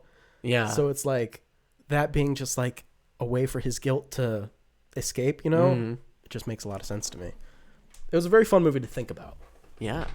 Dang, you're taking it to a whole new level for me right now. I loved this movie. I thought it was so good. It is very good. I enjoyed it. Claire Denis is great. She did what, High Life with Robert Pattinson? I don't know. It's the newer one. I don't know if that was good. I think it was fine. But I love this movie. Yeah, I agree. It was very good. Very, very good. Beau Travail by Claire Denis. Yeah. I'm gonna watch it again. And it's a short movie. It's like an hour and a half. Yep. Yeah. Can we just appreciate the 90-minute movie? Most of these movies were like 90 minutes. I think like 2 or 3 of them were 2 hours. I mean, Gosh. the 90-minute movie is just untouched. It's so good. Like 2 hours is good too, but 90 minutes is just like such a sweet, like, thank you. Give it to me and I'm done. Mm-hmm. You know? Perfection. It is great. Yeah, the 90-minute movie's 10 out of 10. Okay, so you said we're in 99, so 2001 would be next. Yes, you can say your fat girl thing. Let's talk about if you Fat want. Girl. Can you give me some info on it? Just because I do not remember the director's name. It is a woman. Fat girl. Because we watched a few that, you know, don't make the cut in the final show, you know. It is directed by It's going to be French as hell, I'm sure. Catherine Breillat. Yeah, that's probably Breillat. Breya, maybe. I don't Breillat. know. Fat Girl, or the much better French title, À ma sœur, which is To My Sister. What? Yeah. Fat Girl's such a bad title, isn't it? Yes. Like, To My Sister is much better. That's what on my side. What's the plot? 2 sisters confront their sexual attitudes and experiences while on a family holiday. That is, I think, a perfect blurb for this It is film. good. That is really, really good. Whoever wrote that should get a raise. So, this is 15-year-old older sister and like 13-year-old younger sister, I think. Basically, the 15-year-old sister gets a lot of attention from boys. She's skinny. She's pretty, whatever. Younger sister's fat. Everyone calls her fat. She's always eating like a little piggy. Like a little cochon, perhaps. A petit cochon. And, but they're always together. It's their holiday. You know, they're sisters. They have, you know, that edge between sisters, but they still love each other. They can speak candidly with one another most of the time. Mm. And there's this dude in college, you know, who's hitting on the 15-year-old. And they have many, many, many scenes of them just talking and, you know, touching You're telling each me other. literally the first half of the movie is the one scene the where they're bedroom. just sitting in the bed talking. Exactly, yeah. Yeah. Which is boring. It is. It goes on for a very, very long time. It is too long. I will not say that this movie's like... I can't even tell you if I like this movie. I don't know. However, it's a college-age dude, the 15-year-old. Even he, at a certain point, is like, you have to stop. If I get caught, you know, I'm going to go to prison. Like, you know? Yeah. It kind of confronts that after that, like, 40 minutes we watch of them being intimate with each other. But never going all the way at that point. And there's a lot in this movie, and I think it was on purpose, where either they tell someone to go to sleep or things seem kind of unrealistic. They seem almost dreamlike. Like when the sisters first meet the dude, within like 3 sentences, they're like making out. Yes. You know, that's not really something that, I mean, I'm sure it happened somewhere, but it was obviously treated very normally. It felt very dreamlike to me, you know? And then there was a part where they were like at the beach swimming, which also felt very odd and kind of dreamlike to me. And it just kind of ends or whatever. And I felt that was on purpose to make the ending be like a misdirection to me. And she's always telling her to go to sleep like all the time. It's kind of weird, but there's a lot of it. Okay. Whatever. So you have the younger sister. There's a scene which I thought was probably one of my favorite scenes where she's like in the pool and she's like kissing like a wooden post. And she's like, oh, I love you, but I cannot marry you. And then she swims over to like the metal climb rail and she kisses that. And she's like, what if he finds out? And she's having like this weird like tryst with these like inanimate objects of just like I said, exploring this kind of, desire to be desired, Basically everybody finds out it's not good. They're like, this cannot happen. We have to leave. And they leave. She's very upset. Everyone's crying. And it's part of the film where the younger sister actually, a lot of the time I felt, showed almost a little bit more emotional maturity than the older sister, of being very realistic about, like, you really thought that guy was going to, like, marry you and, stay with you forever? Like, of course not, you stupid bitch. Salope, And so they leave. They drive away. The mom's like, I'm really tired. I'm going to stop at a rest stop. So they all stop at a rest stop, and the two sisters talking. She's like, do you think she's really going to, like, get a test done and, like, call the police or whatever? She's like, oh, I don't know. It's like, why don't we just get some sleep and, like, not think about it? It's like, okay. So they go to sleep, but the girl's in the back. She's eating. And then out of basically nowhere, they were being followed by the truck, if you noticed. A guy comes. He's got an axe. Random dude. Literally random dude. Shatters the front windshield. Kills the older sister and the mom, and then takes the younger sister in the woods and rapes her, but leaves her alive. And then this happens about, like, the span of 6 minutes, by the way. They leaves her alive. She gets up out of the woods in, like, the morning. The dead body of her parents is being, like, zipped up in body bags of her mom and her sister. And the guy's like, oh, she says that he didn't rape her. And then she goes, I'm not sure what the exact quote was, but it's basically, it's like, you can believe me or you cannot, but, like, it didn't happen, right? And she kind of, like, looks sort of towards the camera, like past the camera, and it freeze frames and plays, like, a beat. You know? The music was a little weird. So the ending is, oh, and also, just to be completely clear, she doesn't really fight the attack very much. She kind of gets after a little bit. After a little bit, yeah. But she gets out of the car. She doesn't really run away. She just kind of, like, backs up, and she's probably in shock, right? Anyway, what does that mean to you? Let me toss it over to you first. Well, I read a thing that the dude said, or this person that did the review, because earlier in the film she's talking about, like, her and her sister are talking about, like, losing their virginity, and she was like, the girl has, like, the super romanticized version of it, and then, like, the little sister is like, I want it to be, like, a nobody, like, I don't want to care, just get it over with and not have to worry about it. Yeah. So the review that I read, he interpreted it like halfway through she just kind of stops, like, fighting and just, like, lets it happen, and then, like, to, like, not be a victim, and then she's like, oh yeah, it didn't happen, to, like, you know what I mean, like, to not be a victim of this, and then he's like, whatever. That is an interesting way of looking at it. That's not, I don't know if that's quite what I thought about it, but the idea of denying virginity's importance is kind of interesting to me with that, the, what do you call it, depiction of events. Yeah. I thought that this was actually two movies. This is like an 80-minute movie and then a 6-minute short film. The 80-minute movie is the rape of the older sister, and the 6-minute movie is the rape of the younger sister. And the same thing happened to them. Well, obviously more happened to the little sister, but the same event happened to each one, and it's just kind of like both of them, it's a juxtaposition of both of these events that are based around the same idea. You know what I mean? Yeah. I thought of it like that. A lot of the film, they don't seem to... Okay, so they say men are stupid, right? But it's not a women are great. It's a women are stupid too. It's a everybody's kind of stupid, especially around sexuality. The main thing I kind of got from this film was that us as a society,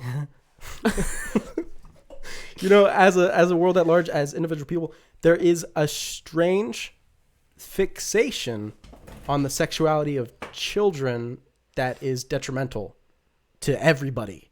You know what I mean? Because children, and that growing from children who don't have sexuality to we are sexual beings for the majority of our lives, you know, it was just the idea of her accepting the rape and everything was supposed to be like a shock factor to almost show how deep these roots of sexuality and the importance of virginity and the importance of losing your virginity go in a society, because they were watching it in TV, you know. Obviously the dude's gonna say anything to get her to have sex with him. She's gonna believe anything to have sex with him, you know. I thought that that's kind of mainly what it was going for. It was just an examination of why is sexuality so, you know, like revered almost, like why is it done in this way? Because you think of it in something, and it's something hard to explore without becoming like exploitative yourself, and I really think this film doesn't accomplish that. It is exploitative of children's sexuality and profits off of it, same as you might see in a movie like Cuties, to make, you know, kind of a topical direct comparison. But I don't think that, at least in the case of this film, it doesn't take away from its message at large. Because if you think about, virginity is a big deal in this film. Think about that. Being a virgin is like the biggest deal in the world until you're not a virgin. Then you're like, who fucking cares? Like, you know what I mean? Yeah. It's something that especially when you're younger, I mean, I know growing up, I don't know how it is for men to women, but I feel like, at least in my experience as a man, losing your virginity is like, you do it as soon as you can. You don't want to be a virgin. Like, you know, it's like, that was a big thing in like middle school. I remember people saying stuff like that, you know? And I think as a attack on that idea, it was a pretty effective film. It's a film that's better when it's over, I guess. and you can think about the film and not have to watch it, because it almost feels like it doesn't reveal its true intentions, kind of like Funny Games, until the end, where it's like, oh no, I'm serious about this. You know what I mean? And I wanted to make a word for that, like a word for a movie that's better when it's over, and I don't know what to call it, like a retro good.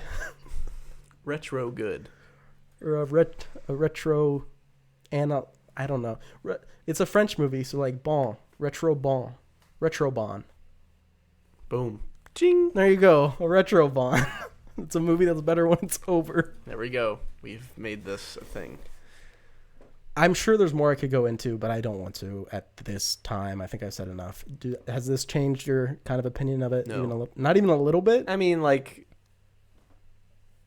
I don't know. You have said things, and I have listened to them, and I have taken them in and thought about them, but that does not make me like the movie more. I guess what I'm trying to say is I like the message of the movie.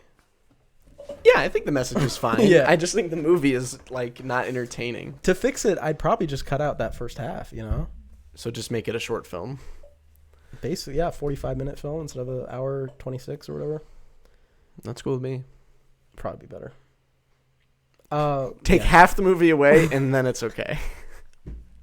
No, I still thought... I mean, at least it didn't get pianoed. Imagine if, like, the axe murderer came, and then they're like, wait, they're fine. Hey, everything's okay. But she had a helmet on. It is an idea, right? It's like that. I guess another interpretation would be that, like I said, her mind was so rooted in that this was so important that she's like, I got chosen over my mother and my sister. My mother who has a husband and my sister who's the most beautiful, whatever. Like, that's like a lot darker take on it. So it's like, I don't know. But that's all I got. I don't know. Also, I mean, like I said, the exploitation, it is an underage actor being put in this scene. I did not like that. No. You know, I was like actually against it. I think it should have been implied and not actually shown it, but that, you know, I did not like that very much. Hopefully nobody does. Yes, hopefully nobody likes that in a movie. But okay. Let's talk about a movie that I like. Okay. Lost in Translation from 2003, directed by Sofia Coppola, who's made some movies. We've talked about at least one of her movies before. Yeah, I did The Bling Ring. Bling Ring. Yeah, that's right. You said you liked it, but people thought it was annoying. I like Bling Ring. That was all right. Yeah. A faded movie star and a neglected young woman form an unlikely bond after crossing paths in Tokyo. Yeah. Pretty good. And actually, that is the whole movie. It is. It is literally the whole movie. The movie is rather empty, obviously, purposefully. But this is, quote unquote, a boring movie. It's a lot of characters being bored for a very long time. And, that's the point, right? Yeah. But I was honestly, for the majority of it, intrigued enough by what was going on. I was never too bored. There were a few moments where I thought it dragged maybe a little bit. But overall, I thought, especially, I guess earlier on when they were bored, because I'm like, I don't know these people yet. Like, if I get to know them and then they're bored, then I can relate. But when it's just like a guy drinking whiskey. Turn to the left. You want me to turn like this or like this? He wants you to turn to the left. Okay. Whiskey, something. Wait, what is it? It's when it's time to relax. Or for relaxing times, make it Suntory. Make it Suntory time. Yes. Yeah, that's it. Like that. And then he goes, Kato. Good stuff. I guess, I really think the conceit of this film is if you don't think it's funny, you'll hate it. If you don't think the funny parts are funny, you probably won't like the rest of it. That's probably right, because I thought it was funny. Yeah, right. Like, because I saw, when I was looking at reviews for stuff, I saw a lot of people complaining about that, and I saw a lot of people complaining about the masseuse lady or whatever, the stockings lady. They were like, I hated these parts of the movie. So it's like, if you can't laugh at those parts, that's like the litmus test. The litmus test. If you'll like it or not. Watch those scenes. If you think they're kind of funny, watch the whole movie, We have Bill Murray and ScarJo. Scarlett Johansson. Okay. I was reading more reviews, and it was just funny seeing ones that were like, she'll never be a famous actress. She's so bad in this movie. Oh, are you serious? Yeah, exactly. Hey. And I was how about that? Well, things happen. So he's married. He's been married for like 25 years, Bill Murray's character. He's got a kid. He's like a famous actor, dude. He's doing whiskey ads in Japan, which actors do that. Yeah, but he doesn't want to. He wants to be on the stage. Yeah, he wants to actually do movies or plays or anything, right? And then we have a newly married Scarlett Johansson, whose husband is a photographer, and she doesn't really know what she wants to do yet. She's kind of figured out. So he's working, and then he's alone in Tokyo, so they're both alone. They're both lost. And they eventually kind of cross paths, and they have a relationship. They're both English speakers. Why not? Spend some time together. And they form a relationship that is, I don't know. How do you feel about it? It's like,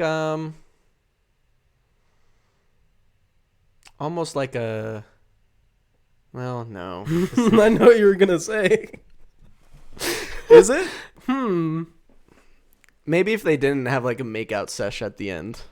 Well, let's go straight to the ending then. So they have a lot of time together. They obviously care for each other a lot. And they're sad to see each other go, right?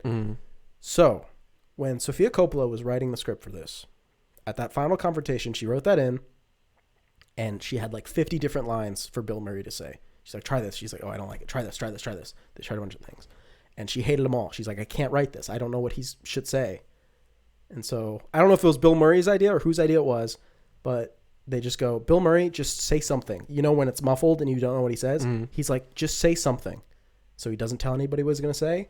Nobody knows what he's going to say because it's muffled in her. So only him and Scarlett Johansson know what he says. Bro, there's got to be some memes of that somewhere. And he says it, and it was a complete improvisation. And the kiss was also an improvisation that was not in the script. Oh, really? Exactly. It's like, I thought that was a very interesting twist when I learned that the kiss was not originally in the script. Exactly. That makes it very interesting. It makes it very, very interesting. Because to put it down completely is that there's obviously kind of teasing, kind of an emotional romantic kind of thing, but it comes off mostly as like father figure-ish, I felt, Me too. Because it's just like, oh, you don't know what you're going to do. Like, oh, you'll figure it out. It's like, oh, I've been down the road. Kind of just teaching moments. It's like, yeah, it's tough, but you'll get over it, A lot of teaching moments. There's a part in the karaoke bar where he's singing lyrics where it's like, oh, this will ever be, stuff like that, kind of like putting up boundaries like that. Even though it's obvious that like there could be something, and I guess at the end there is. Obviously, a big age difference between the two characters. They're both adults. Thank you. Yeah. Like, so it's not too weird. But it is a very interesting relationship. Yeah. I'd want to watch it again to kind of really nail that down, you know? Maybe the kiss isn't as out of place as we might think. Well, here's the thing. I know what Bill Murray said. Oh, no, you don't. I know what he said.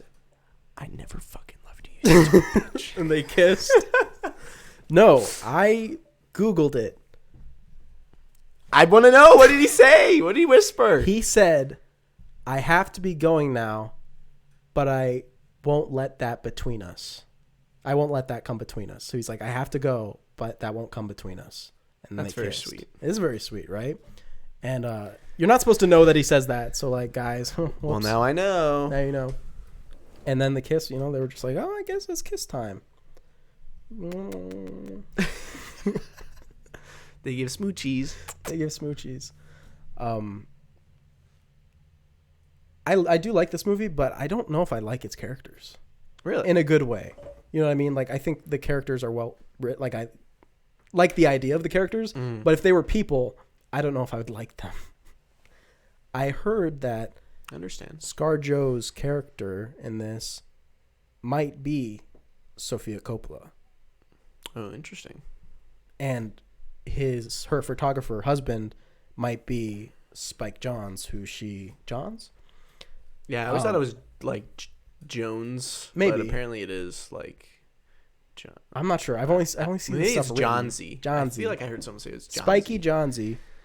Yeah. Because they were in a relationship, and people are saying that, you know, this was kind of like her marriage story, which is weird because ScarJo's in both of those. And she's in Her. Oh my gosh. And Her, it's his movie. That's probably Sofia Coppola in that movie too. As a robot. No, Sofia Coppola's his ex-wife, I bet, in that movie. Oh. Yeah. Oh my gosh. Scarlett Johansson is the divorce cinematic universe. The divorce cinematic. Jeez. DCEU. But seriously, you have those those movies, and now I'm thinking of it indirectly in relation to Her, which came out much later. If that is the case, I have no idea. This is just what I saw someone say, that like photographer boy, it seemed like kind of like a parallel that was strange because she wanted to do her own things, whatever. It's a parallel that people took, and I guess in Her, it's an ex-wife that he was very seriously in love. Who knows? Who knows? Just Hollywood is all just a bunch of directors just spilling the tea and just making money off of it. You know what I mean? But if that's the case, I don't think I actually like ScarJo's character very much. You know? Like, I get it's a tough position, but it's like, you're a big girl. To me, I don't know. Her character bugged me a little bit. And maybe I'm in the wrong for saying that. But there's, like, neglect, and then there's, like, try a little bit. I don't know. And that's on the husband side, not her. She's not neglecting her husband. Obviously, it's the other way around. Okay. But, you know, it just hit me a little weird that the way things went down. I understand where you're coming from. But I don't know. And then Bill Murray's, I mean, obviously he has his family, right? That's his whole thing. It's like he has kids and stuff, and he's still off, you know, doing things in Tokyo that he doesn't even want to do, you know? And his kid doesn't even seem really interested in him. Right, yeah. It's a very... And he doesn't seem very interested in his wife. Because he, like, calls her, and he's like, oh, that was a bad idea. Yeah. You know, but I felt like his was maybe, to me, for some reason, a little bit more understandable just because, again, they're at the same point in their life, right? They both want out. It's just that she just got in, you know? And I guess that's maybe what just put me off a little bit. It's like, at least stay a little bit. They were married for 2 years, so she was there for a little bit, in all fairness. Yeah. Interesting. This movie also. Yeah. Sofia Coppola was nominated for Best Director Academy Award, but did not win. But again, two buts. Did win for Best Writing Original Screenplay, which is pretty cool. That's pretty cool. I like the writing. But our next movie Speaking of the Academy Award for Best Director, yeah. stepping up to the plate and hitting a home run is 2008. We have The Hurt Locker, directed by Catherine Bigelow. So what's The Hurt Locker about? Oh, right. I was like, what are you doing? The Hurt Locker is a great movie. One of my favies. Really? One of your favies, like, of all time? It's probably in the top 15. Wow. I love The Hurt Locker. I'm okay. I ride for The Hurt Locker till the day I die. Sure. Because there's a lot of haters of The Hurt Locker. Yeah. But they're just losers. I'm not a hater, but I'm not a lover. I'm blocking out. During the Iraq War, a sergeant recently assigned to an army bomb squad is put at odds with his squad mates due to his maverick way of handling his work. Yeah. Yeah. So you have Hawkeye and Falcon. Hawkeye and Falcon, yep. I mean, yeah. And they're the bomb squad people, and he's kind of like a adrenaline junkie. Like, you know? Yes. He comes off that way.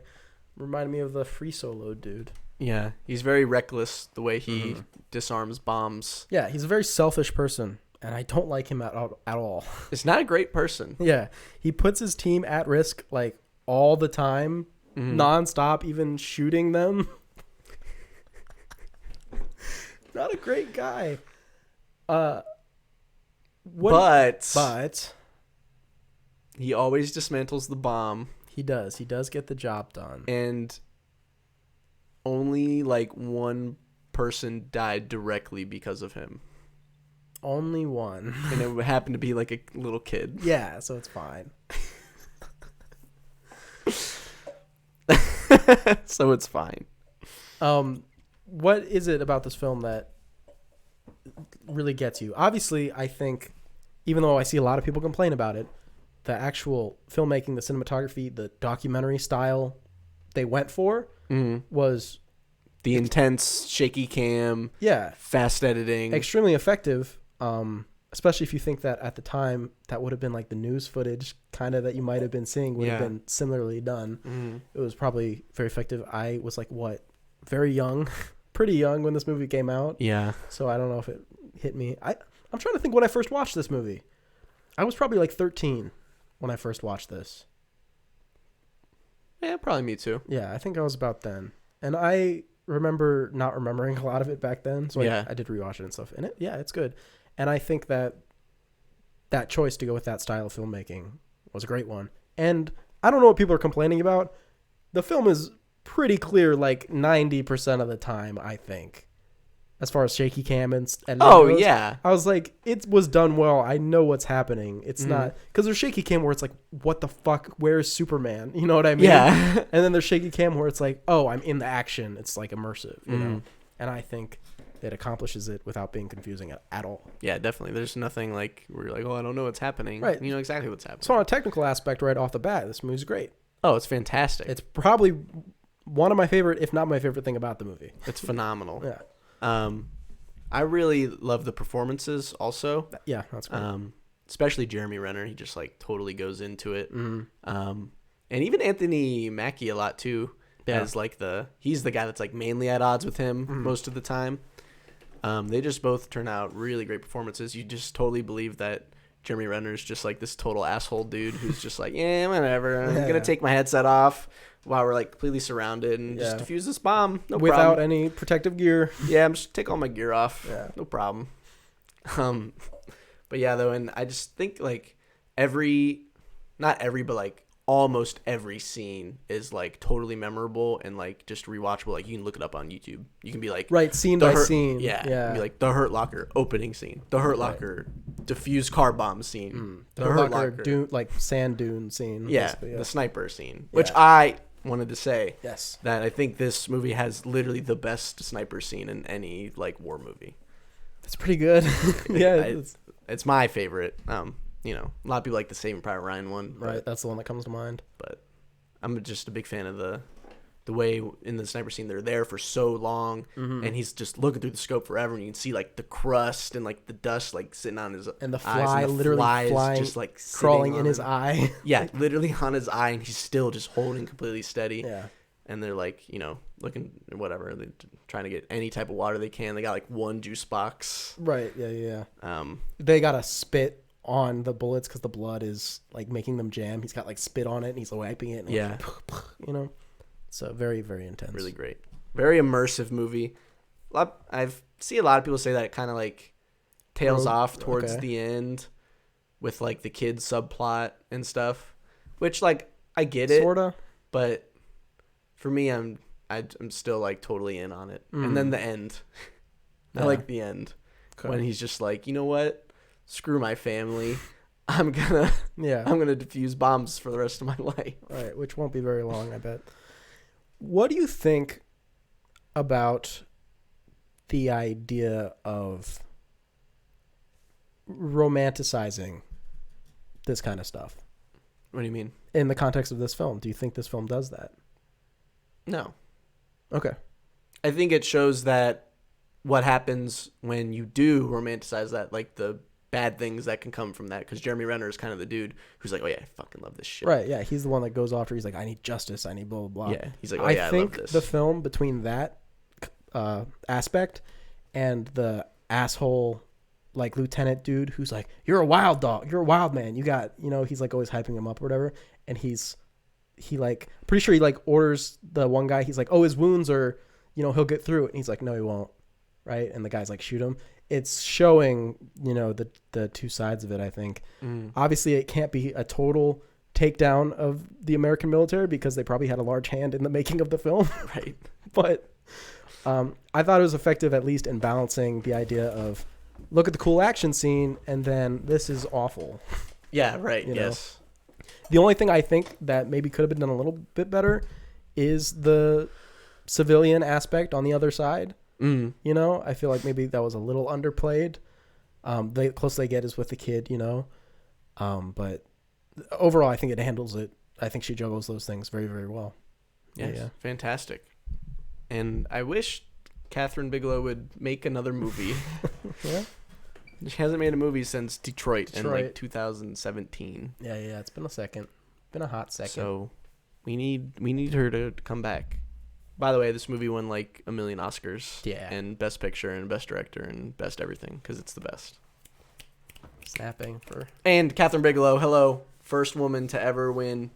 Only woman to ever win the Best Director Oscar. Booyah. So, maybe until this year where we get a second winner. Looking at you, Chloe. Maybe. Make it happen.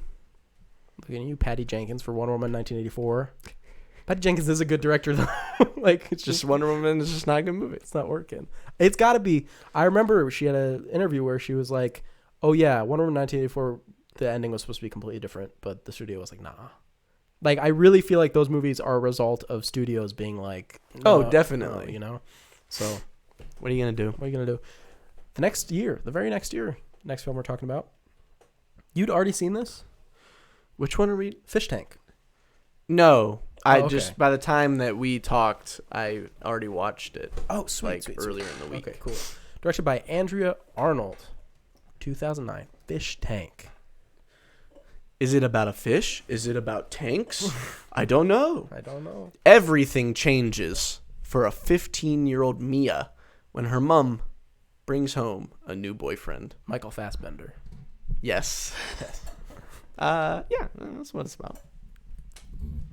I'd say that's what it's about. Yeah, no, that's close. This is probably the longest movie? How long is this movie? No, the piano was the longest. 2 and 3. 2 hours. Oh, wait, maybe I'd be tied then, maybe. Yeah. This movie did feel kind of long. I agree. Yeah. I didn't read the whole thing, so I don't know what it's about, but I read that the actress in this was not an actress. She was just some girl that apparently was having a large argument in public, and the director was like, do you want to be in my movie? And she was in the movie. Yeah, that's pretty cool. I'll take it. So you have this girl, they're like British or whatever, and they talk like this, and they're like, oh, you fuck your mum. Hey, "I get away from the horsey." What does she say right at the beginning to the dude in the window? She's like, "Leave a message for him. Tell him that her dad's a cunt." Right? Yeah. So it's screaming like that like the whole time. It's fun. They got the accents, so it's bearable.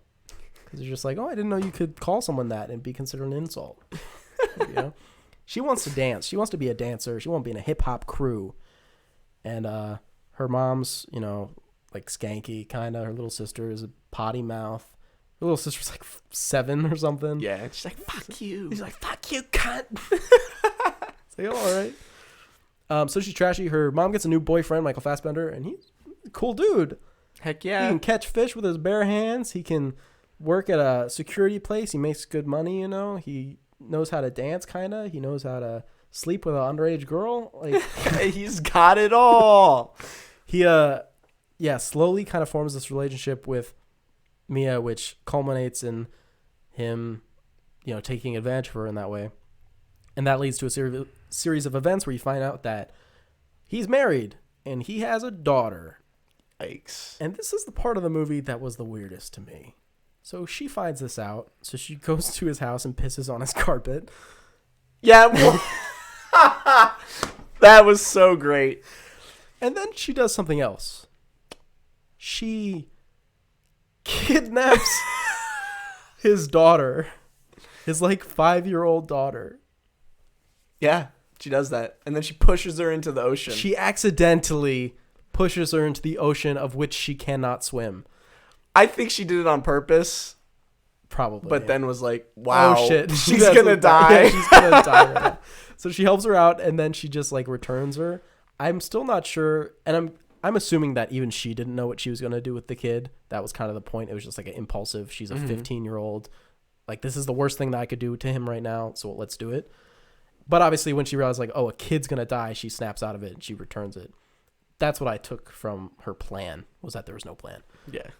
She returns it, and then she's just like, okay, I guess I'll just walk home. So Michael Fassbender drives up, chases her down a field, catches up to her, turns around, and gives her, the meanest backhand I've ever seen. Yeah. It's just, and she spins oh, geez. And he stops. Yeah, he stops there. Did you expect him to stop there? No, I thought it was about to be SmackDown versus Raw. That's what I thought. I thought she was about to get, eliminated. Eliminated. I didn't think he was gonna kill her, but I thought she, was gonna look very ugly for her dance audition. Mm-hmm. But no, he stops and just leaves. And then she goes to her dance audition. And she's like, "Fuck this! I don't want to dance," and just leaves. Yep. And then the decision at the end of the film was to get out, is to go with the boy that she'd met early in the film and go to somewhere else. School, somewhere else, maybe. Go somewhere else. Go somewhere else and leave Flynn behind. Is that the sister? The dog. The dog's name. The sister was Tyler. Yeah. It's my sister Tyler. She's a bit of a cunt. Oi, fuck off. That's what they would say. That was it. This movie's fine. Yeah. I really liked the part, I want to say it was right after they woke up in the morning after having relations, and he was driving out of the parking lot, and the camera followed her as she ran down to the parking lot. It was going through her tiny apartment. She smashed open the door and was running. It was and then she was like, Christoph, or whatever his name was. I liked that part. It was not Christoph. Connor. Okay. I thought that was a very good part. Otherwise, visually, it didn't blow me away. Yeah, anywhere. nothing too special Pretty there. normal looking, yeah. I guess the real strength of the movie was just the banter, basically, Mm-hmm. And I think just the development of this young girl who's kind of being at a certain point definitely not hypnotized. Manipulated. Hypnotized. Where's my mind at today? Manipulated, into doing things she might not. But yeah, I think it's good. I would recommend this movie for people. Sure, if you like movies, I would recommend this movie. Okay. I put it on the same line as Tangerine, basically. It gave me Tangerine vibes at certain points. That's good. That's a good thing to say right there. Next, in 2010, from Deborah Granick, we have Winter's Bone. starring J Law. I've been meaning to watch this movie since it came out. Same though. Yeah, that's how it's been. I think it was on one of my DVDs. It was like the preview video, Yeah. before DVDs. One of them was Winter's Bone. I was like, I need to see that. Gotta see it now. What happens? An unflinching Ozark mountain girl hacks through dangerous social terrain as she hunts down her drug-dealing father while trying to keep her family intact. Yep, that's perfect. That is pretty good. The main strength of this film. So basically, at a certain point, she needs to prove that her father is dead so that she doesn't like get evicted. Yeah. That's kind of like the deal. And she'll get a bunch of money too. The main strength, I think, of this film is what it holds back, which is the intense and like deeply rooted social connections and like hierarchy of this illegal like drug like caravan Yeah. in the middle of the Ozarks. It's like Thump is like the dude, and then you got these people are right below him, and it's like this cabal of all these people that they really only hint at and never fully flesh out because she doesn't care. She just wants to find her dad, and it's something you see because her mother's around, but she's kind of sick in the head. She's like catatonic, basically. It's something you see where you see like the older sister taking the role of the mother. It's very common theme. Just like Katniss Everdeen's mom. Oh, yeah. Connections with J-Law. Yeah. Maybe it's the same universe. I saw a thing where someone was like, this is just a montage of Katniss Everdeen surviving in District 12. Yeah. There you go. I said, yeah, okay. But I really thought that was its strength, was like the mystery of it, of like who is part of this, Yeah. I really, really like that. Yes, I would agree. And then one thing I found interesting is it does, but it doesn't. This movie, it doesn't like have a climax or like an ending. It just kind of like goes and then it stops. The climax, I would say, would probably be The boat part. the boat. Yeah, that would have to be it Because right after the boat, she's like, here's his hands. yeah, it's over. And then they're like, oh, okay, here you go, money. Yeah, so basically they're like, yeah, we did kill him, our bad. Here's where he is so you can find him. And the part that got me was like, you can't just do one hand. He could have just cut off one hand. You need both hands so they know that he's actually dead. It's like, okay. It's very strange. But it was messed up. It's a part where she is stuck in the middle of this, so she can't get help from the law because they're like, oh, we know you people. It's like, we know what you do, even though she's just the kid of a drug dealer. Yeah. And the drug dealers are like, you're not a drug dealer. Get away from us. Yeah. So she's stuck in the middle of this power struggle. And like I said, the lack of what we know is really the strength of the film. And then still trying to take care of the kids. I feel like maybe the kids could have had a slightly larger role in the grand scheme of things. Yeah, they're just kind of like playing in the background. Yeah, they kind of take up space usually. Yeah. But just being cute. Yeah. It works, I guess. Yeah. So yeah. Solid film. The performance? Oh yeah, J-Law? Knockout. Killing it. And what's his name? The Teardrop. Teardrop, yes. The father's brother. Why is he not like right at the beginning? John Hawkes. Does a very good job as well.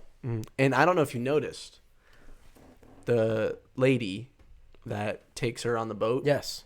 You realized who that was? I know that I know it. I ain't no skank. Wendy? Wendy. Okay, that's from Breaking Bad, yes, making a triumphant return. I was like, damn, I know her. What is she from? Wendy. There we go. That's it. Yep. Winter's Great. Bone. I liked it. Check it out, guys. Especially if you're a J-Law fan. If you're a J-Law fan, you're missing out. Yeah. This was like basically right when she was starting to blow up. Yes. This was like kind of like the very beginning. Early on. And she might return soon. Who knows? I know she decided to take kind of a break from acting for a little bit. So we'll see when she comes back. Yeah. Now we have another movie. The very next year, from Lynn Ramsey, originally a book, I believe. We Need to Talk About Kevin. Now listen, guys. Did I pick this movie to be on the list just so that I could make Nick watch it? Yes. Would I do it again? Not for this movie, but for a different movie. Yes, I would. I'd already seen this movie. I like this movie. It's not great. I will say that right out. I do not think this movie is great. I think this movie has some flaws. But I still very much liked it. What did you think about this movie? What's it about? Kevin's mother struggles to love her strange child, despite the increasingly dangerous things he says and does as he grows up. But Kevin is just getting started, as his final act will be beyond anything anyone imagined. Except for me. What do you mean? Well, it says beyond anything anyone imagined. Not me. When'd you call it? Well, no, like, not like... Oh, you can think of worse things that you would have done? Well, I mean, he could have done some really Well, bad stuff. Yeah, okay, yes, you can think of something, whatever. But, you know. So Kevin's a weird little kid and... Demon child. He's a little demon child. This movie hops between two timelines. It's him when he's a child growing up and after the event, you know.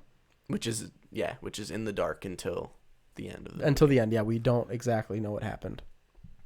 Obviously, something very bad. Very bad because he is in prison. He's in prison and she's being like harassed on the street. Yeah, people are like throwing shit at her. Fuck you, like, hope you burn in hell. Yeah, exactly. Why did I say it like fish tank? Yeah. Anyway. What do you think?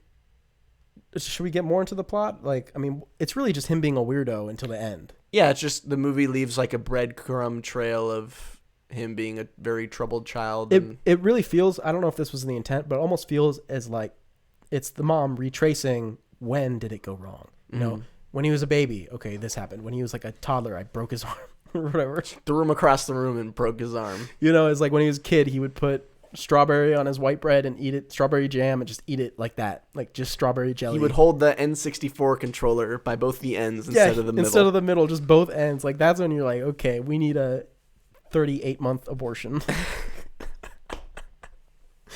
You know,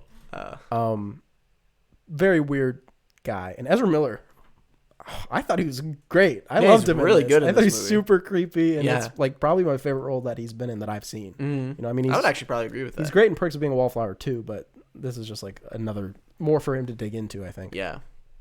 So we need to talk about Kevin. What's up with Kevin? He's a murderer. Yes. Okay. So the end of the film is his father is kind of, he's like, oh, Kevin's fine. You know, he's whatever. His sister's a little girl, so who cares? And the mom's like distant, to say the least. You know, she senses that something's kind of like going on. It ends with him taking is it a crossbow or just a bow and arrow? A bow and arrow into his school and gymnasium and just like taking out as many kids as he can in his high school. That's how the movie. That's and his dad and his dad and his sister. Yeah, he also kills them, which was like really the and then he says a line at the end, and I can't remember it. Can you please remember the one where she asks him why? Yes. He says, "Here, let me do my Ezra Miller impression." Okay. I used to think I knew why.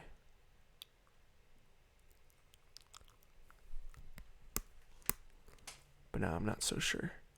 That was great. That was fantastic. Give you thank the you. award. You get a Staggy for that. There you go. Yes, my first Staggy.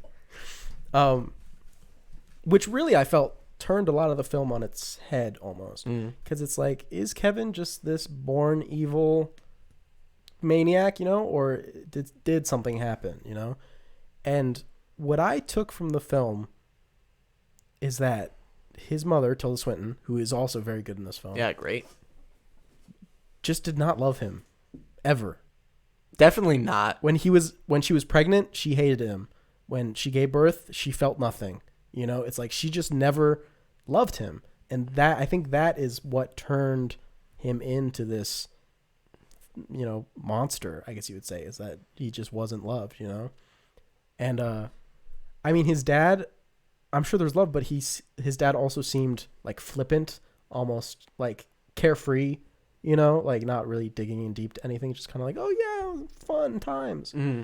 And, you know, that could be part of it too. But I felt like the stem of it was that Tilda Swinton did not love her son and could not. Like, it's just what she didn't have the capacity, you know, and just for, it could be a mix of both, just for whatever personality type he was that led him down this path. You know, maybe if he was more like his little sister, he would have been fine or whatever. But just the type of person he was born as, certain proclivities that he had, predisposed, led him to not cope with it very well. Not cope with it very well at all. Some might say. some might say. I liked it. The color red is a very important color in the film. Lots of red. Lots of red. What is the red? Is it many things? Is it one thing? I always thought the red was probably like the guilt that the mom felt of not being able to like prevent it all. You know? It's like... But then what does that make like the opening scene as when she's being like... It's foreshadowing of the guilt. It's all the guilt at once is all that red, is all the guilt that she will feel by the end. Okay, makes sense. Maybe. I don't know. I'm just guessing. Strawberry jam is red. I don't know. That part's terrible. It's so bad. He It's just disgusting. Puts the jam all over the bread. And it's a lot, and it oozes. Yeah, and then he just like leaves with it. It's the movie. It's the worst. It's the lowest point of the movie because it's so awful. And there's that one time where he like spits on it and like slams it on the table and just like looks at her. It's just gross, dude. It's an uncomfortable movie. What do you feel about it? You liked it a lot? Or? I actually did like this movie quite a bit. I thought you said you didn't think it was great. I would say that it's great. Well, maybe I'll give it a rewatch because it was a while ago. I want to say it was 5 or 6 years ago now that I watched it. I'll give it a rewatch. I remember thinking it was really good, but I didn't think it was like fantastic, like 10 out of 10. That's what I'm saying. No, yeah, it's not a masterpiece, Yeah. but I thought it was pretty. I was very not moved, but like Intrigued. Yeah, like the Yeah. whole time I was like, wow. You say it all the time, not you personally, but everybody who's read the book is like, oh, this sucks. But they're like, you can't put every scene in a book in a movie. You only have so much time. I think people were also saying that they were confused about like the timeline. I'm like, it's really not that hard. Yeah, what? It's like just like her haircut changes. Yeah, I was never for one. confused like literally once. Literally I was once. So never it's people who are confused. just not paying attention. Like you gotta at least try a little bit if you watch this movie. I thought it was good. I'm glad you liked it, and I'm glad you finally watched it. Cool. Same year though. The same freaking year. exact We year. have another freaking movie. 2011 still. We have Pariah from D. Rees. A Brooklyn teenager juggles conflicting identities and risks friendship, heartbreak, and family in a desperate search for sexual expression. Yeah, that's what happens. That is what happens. Another 90-minute film. Yes. Fantastic. Chef's kiss. Perfection. Sign me up. This might be weird to say just off the bat. I really like the dad in this movie. Dude, tell me about it. So good. By far the best. By far the best character. It's not close. We focus on Lee, or Alika, right? Mm. And she's a young girl, and she's struggling with her self-identity. She is a lesbian. And her family's not cool with that. It's not that cool. And she's obviously set in her ways, so she's giving off a lot of signs and everything. The mother is very concerned about it the whole film and is trying to get the dad to act. The dad's choosing to ignore it and hope that that's just a phase or whatever. Mm-hmm. Culminates in a climax where they can't ignore it. You know, she comes out and it's very explosive. The mother attacks her even. Yeah, that was that was a lot. And she runs off, and everyone eventually comes to terms with it. And she chooses, instead of coming back home, she's not running away, but she chooses to kind of move on with her life and go on to college and everything. And just continue living, you know. And I thought that was a very good message. Yeah, I like it's that not running message a lot. away. Mm-hmm. It's choosing like a better life, you know. I very much enjoyed that. Yeah, it's very, very good. I thought that another great addition to this film that is not that often seen in movies like these, at least to me, was the other girl that she gets with, you know, the girl from church or whatever, that messed around with her. I don't know how far exactly they went. I'm not sure, but they like kissed everything and came off of it and was like, look, hey, we messed around, but you know, I'm not actually I'm not gay, bro. She's like, I had sex with you, but I'm not gay. Like, I'm not what? gay. Like, gross. no homo. But I mean, that's like a real thing, you know. Yeah. That's the thing that a lot of people experience. Usually I would say not to that far, but there's definitely a ton of people who will tease that, you know, because maybe they like just the attention, maybe they just like the attraction. It's like, oh, look, this person likes me. I'll kind of mess with them a little bit. But once I've had my fun, it's like, okay, but realistically, I'm not going to be with you, you know? And I feel like that's a lot more common, and I'm glad that was shown in this movie because I was like, yeah. And of course, I thought their acting together was also really good. Those two. Oh yeah, the young actress is Yeah, great. yeah. I thought they're phenomenal together. Good chemistry. And I don't know if it's just, I guess it's not particular to a black community, but there is a lot of homophobia in the black community as well. And I think that's part and why she showed the reaction to her actually saying the words "I am a lesbian" so explosively, especially because it had been building up in the mom for such a long time.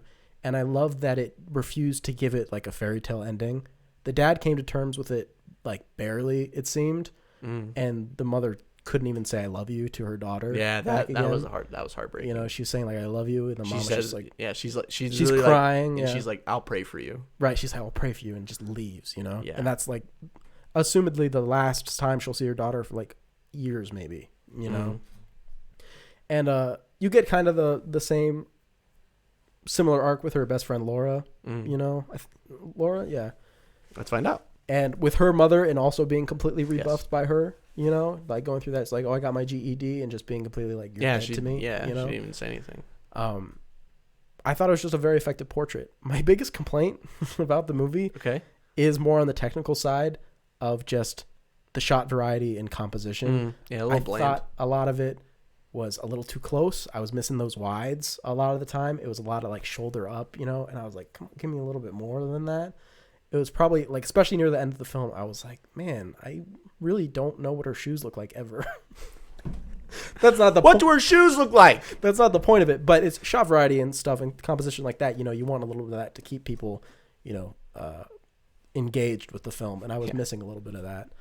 Just to talk technically about it. The use of color, though, was wild in this film. It was off the charts. That was obviously a creative decision, which I think paid off, especially when you're shooting, like black skin. It's doing things like that. You see it in Moonlight, it's the same kind of deal of using these very bright colors to well done as far as the lighting goes. I'd agree. One thing I thought was kind of funny. I don't know if you caught this, but I thought this was funny. It's like right at the end of the movie when there's like the rooftop scene where she's talking with her dad. Yeah.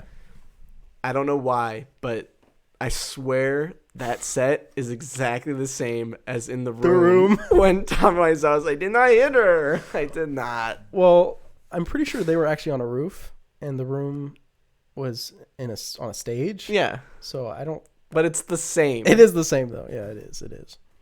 I literally saw it, and it like took me out of the movie for a second. I was like, "I did not hit her." I did not. Yeah, that's good. I also enjoyed, even though the little sister wasn't in it very much, what she did bring to the film was literally just, hey, even though through the whole film they're bickering sisters, there's like, "Get out of my room," blah, blah, blah, until the parents are fighting, screaming, breaking stuff, like really going at it. The little sister delivers the line. It's like, "Hey, it doesn't matter to me, right?"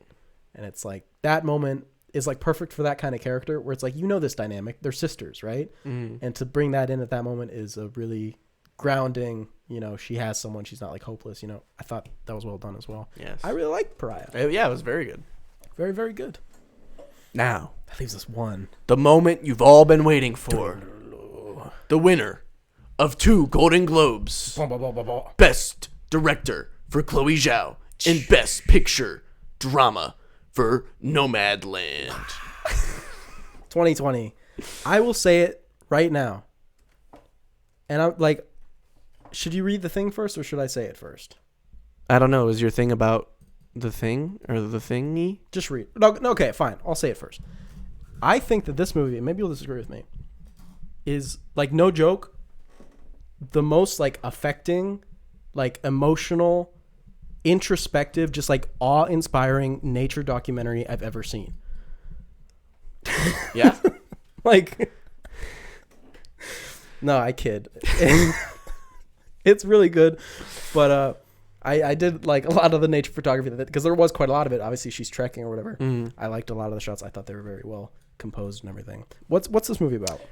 After losing everything in the Great Recession, a woman embarks on a journey through the American West, living as a van-dwelling, modern-day nomad. Yes. That is the movie. That's that is very what the accurate. movie's about. This is one of those movies that people who don't know what an internal conflict is would say has no plot. Right. People who don't know what an internal conflict is. Right, exactly. It's her. She's had you kind of get piecemeal the plot throughout the film, like what happened to Fern. What a fun name. Fern.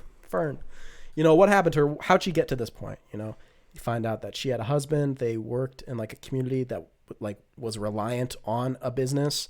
And when it went out of business, everybody had to relocate entirely. So her whole life was uprooted and her husband died. You know, so basically she had a life and a family and a career, and it all got flipped upside down in like a month, you know, which is obviously very tough. And she chooses a nomadic life. You know, she chooses travel. And this is something, I don't know how true these communities are, like how big or anything they are, but I'm sure they exist. Like, I don't know if Bob's a real dude. He might be. I don't know. Well, okay, that's the thing. I never like really looked into it, but I heard, and I thought it was surprising when I heard that like a lot of the people in the movie are like actual people. like people. Yeah, I'm not surprised by that at all. You know, you really get those vibes from it. So yeah, just like they just like filmed Frances McDormand just like chilling with these peeps, like under the skin. Yes, literally. Yeah, exactly. But you follow Frances McDormand, and she's always been good at that, like I said, internal struggle, you know, and just how she acts, how she says certain words, how she reacts to people saying certain things, how she reacts to help a lot of the time is very showing of what she's going through. And she's just trying to move on. You know, it's all about grief. It's all about not even getting over it, but just being able to live a life beyond just grief. You know, the talk with Bob near the end about him and his son, how he can barely talk about it, is very evident of that, you know.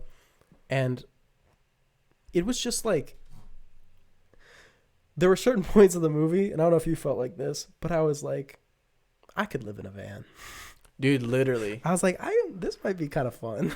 Yeah. You know? No, I know what you mean. But it's like, as a vacation, sure. But like as your life, you know, you have to kind of take a second look at it and be like, what are you giving up? You know, what are you missing out on, you know, through this, you know? But there definitely is that sense of community there for those people, which is great, you know? Yeah, I would agree. One thing that kind of took me off guard was how quickly things got very emotional. For, I guess, like maybe for me personally, I mean, I was moved to tears probably like 30 minutes in the movie. Okay. When I can't remember the name of her one, like her best friend, basically. The one at the campground or the one who fixed her van? The one that dies. Swank. Yes. Yeah. There's a scene where they're like in the van together having like a heart to heart, and then she just goes on this like ultra long monologue about like the meaning of life and like the beauty of existence. Because she's talking about her cancer diagnosis. Yeah. And she was basically recounting like her best memories. Yeah. That like really shook me like hard. That didn't get me. I like, obviously I was like, oh, that's really good. And she was talking about obviously the biggest thing of that film was like she saw like the eggs in the water and everything and all the sparrows. So that didn't hit me until we saw the footage of that. Yeah. And then I was like, okay, here's the waterworks. I was like, fuck. Yeah. I was like, she's about to die. Yeah. That was, you know, man. That's the part that definitely hit me the most was not the setup of that, but the payoff. The payoff. Yeah. That was great. Yeah. What the freak is the dude's name? The love interest. The love interest dude. Yeah. Oof, I'm sorry. I watched so many movies that it's. I don't really know why hard none of to the keep pictures track. are loading for any of the other people. Maybe they don't have pictures because they're. No, they do, because Okay. I'm about to drop a bomb. Okay. The dude, I think it's Doug. Doug. That sounds right. Is plays Ashford in The Expanse. Oh, okay. So I saw him and I was like, oh, look, it's my man. Yeah. And he's great. Yeah. No. He adds much needed angle on her like recovery, I think, especially because he's such a fucking klutz. Oh, when he dropped the plates, bro, I was like, dude, like that means something different for like people like this. Like a play is like their life. Yeah. You know? It's like, I need that. So actually, I thought he was about to take a turn because during that scene, he's like, she's like, just stand over there. And he's like, you don't need to yell. And I was like, bro, just take your licks. Like, you know what you did. Just be like, okay, and leave. But no, he seemed to be a good guy. He was from a very nice family. Incredibly nice family. They're just like, yeah, come live with us. And they're just like, actually just move in because our dad loves you. And she's like, well, I don't know about that. Amazon's opening back up. Amazon will have good work again. It's an interesting perspective of people coming together. You know, I think it's kind of inspirational that way, that it's like, it's hopeful that if things get rough, people will at some point come together. You know what I mean? Because these are all people, you know, they're around the campfire that were all, most of them grief-stricken, you know, in some way or another, who came together to support each other. So it makes you just hope, like, if I were to ever be in that situation, I'm hopeful that you would find a community the same way. And that's like on a global scale. Like if aliens attacked and wiped out 50% of the population, let's hope we could work together and be like, let's defeat the aliens. And then we'd have to overcome alien racism in the next 1,000 years when the super aliens attack. Yep. But I mean that. It's just the idea of people getting together in hard times and persevering. Yeah, it's great. Definitely it's the front runner this year for the Best Picture award. Hopefully Chloe Zhao is now the front runner for Best Director. That would be sweet. But yeah, though, Nomadland, it's on Hulu. Watch it. Yeah. It's probably still the front big old poster, you know? Especially now that it won some awards. I like the license plate thing they did for like the title too. The poster. Yeah. It's like all the different license plates tied together. I like that. It's good. Great film. Phew. Dang. That was quite a bit. Yeah. We did it, though. We did do it. With the spotlight. Spotlight. You know what that means. We finished, so we're on to the reviews of the week. This week, you guys, you got a good one? You said it was special. I do have a special one. Special. Should I go first? That means then? you should go first. Okay. Mine's very short. Okay. It's 1 out of 10. 1 out of 10. Porno for psychos. If Hitler had gone to film school. Oh boy. That's it. That's the whole review. Oh. If Hitler had gone to film school, as in he would have made this movie. And what was the title? Porno for psychos. Porno for psychos. If Hitler had made this movie. The Piano. No, it's Funny Games, the one from my week, not. Oh, see. I know it's rough. Trick me. I did. Okay. So my review. Okay. The review is somebody put a link to a YouTube video. This is the review. Okay. I'm going to play this YouTube video. I don't know about this. It's 4 seconds long. Okay. Hopefully it'll get picked up real good. Hopefully it's not too loud either. What's better than this? Guys being dudes. Beau Travail. What's better than this? Guys being dudes.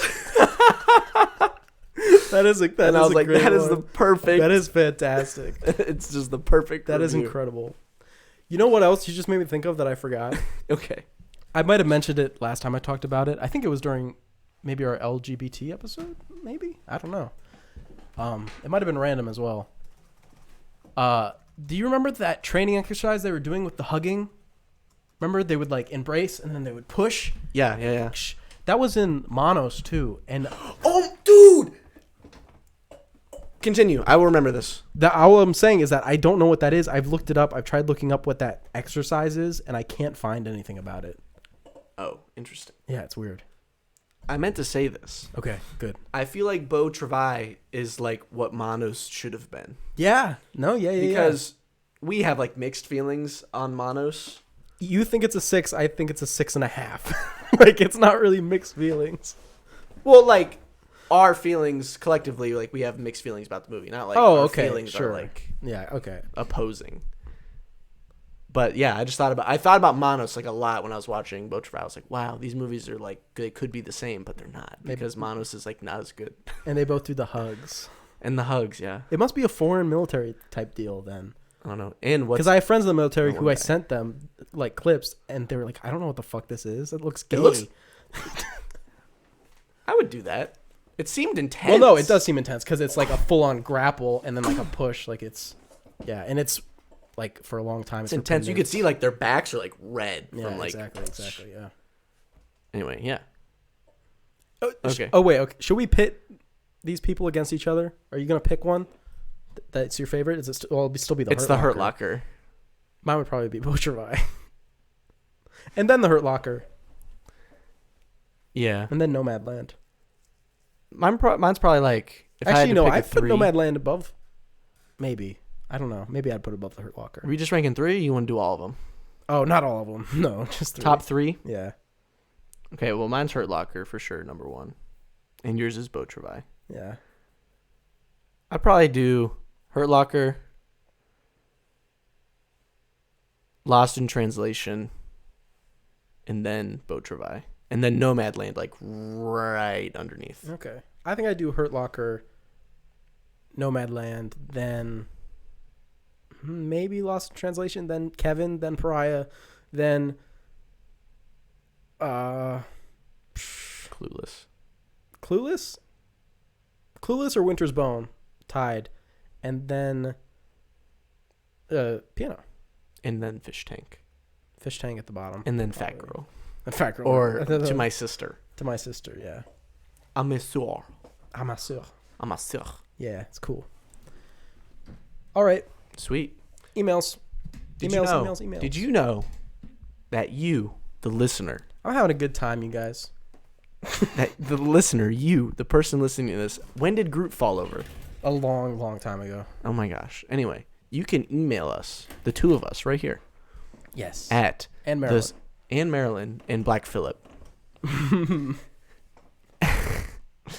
at thestaglerpod@gmail.com. That's all you have to do. You can write anything you want. Comments, questions, can concerns, tell us we're stupid. insults, thestaglerpod@gmail.com. Sure. We got one coming in.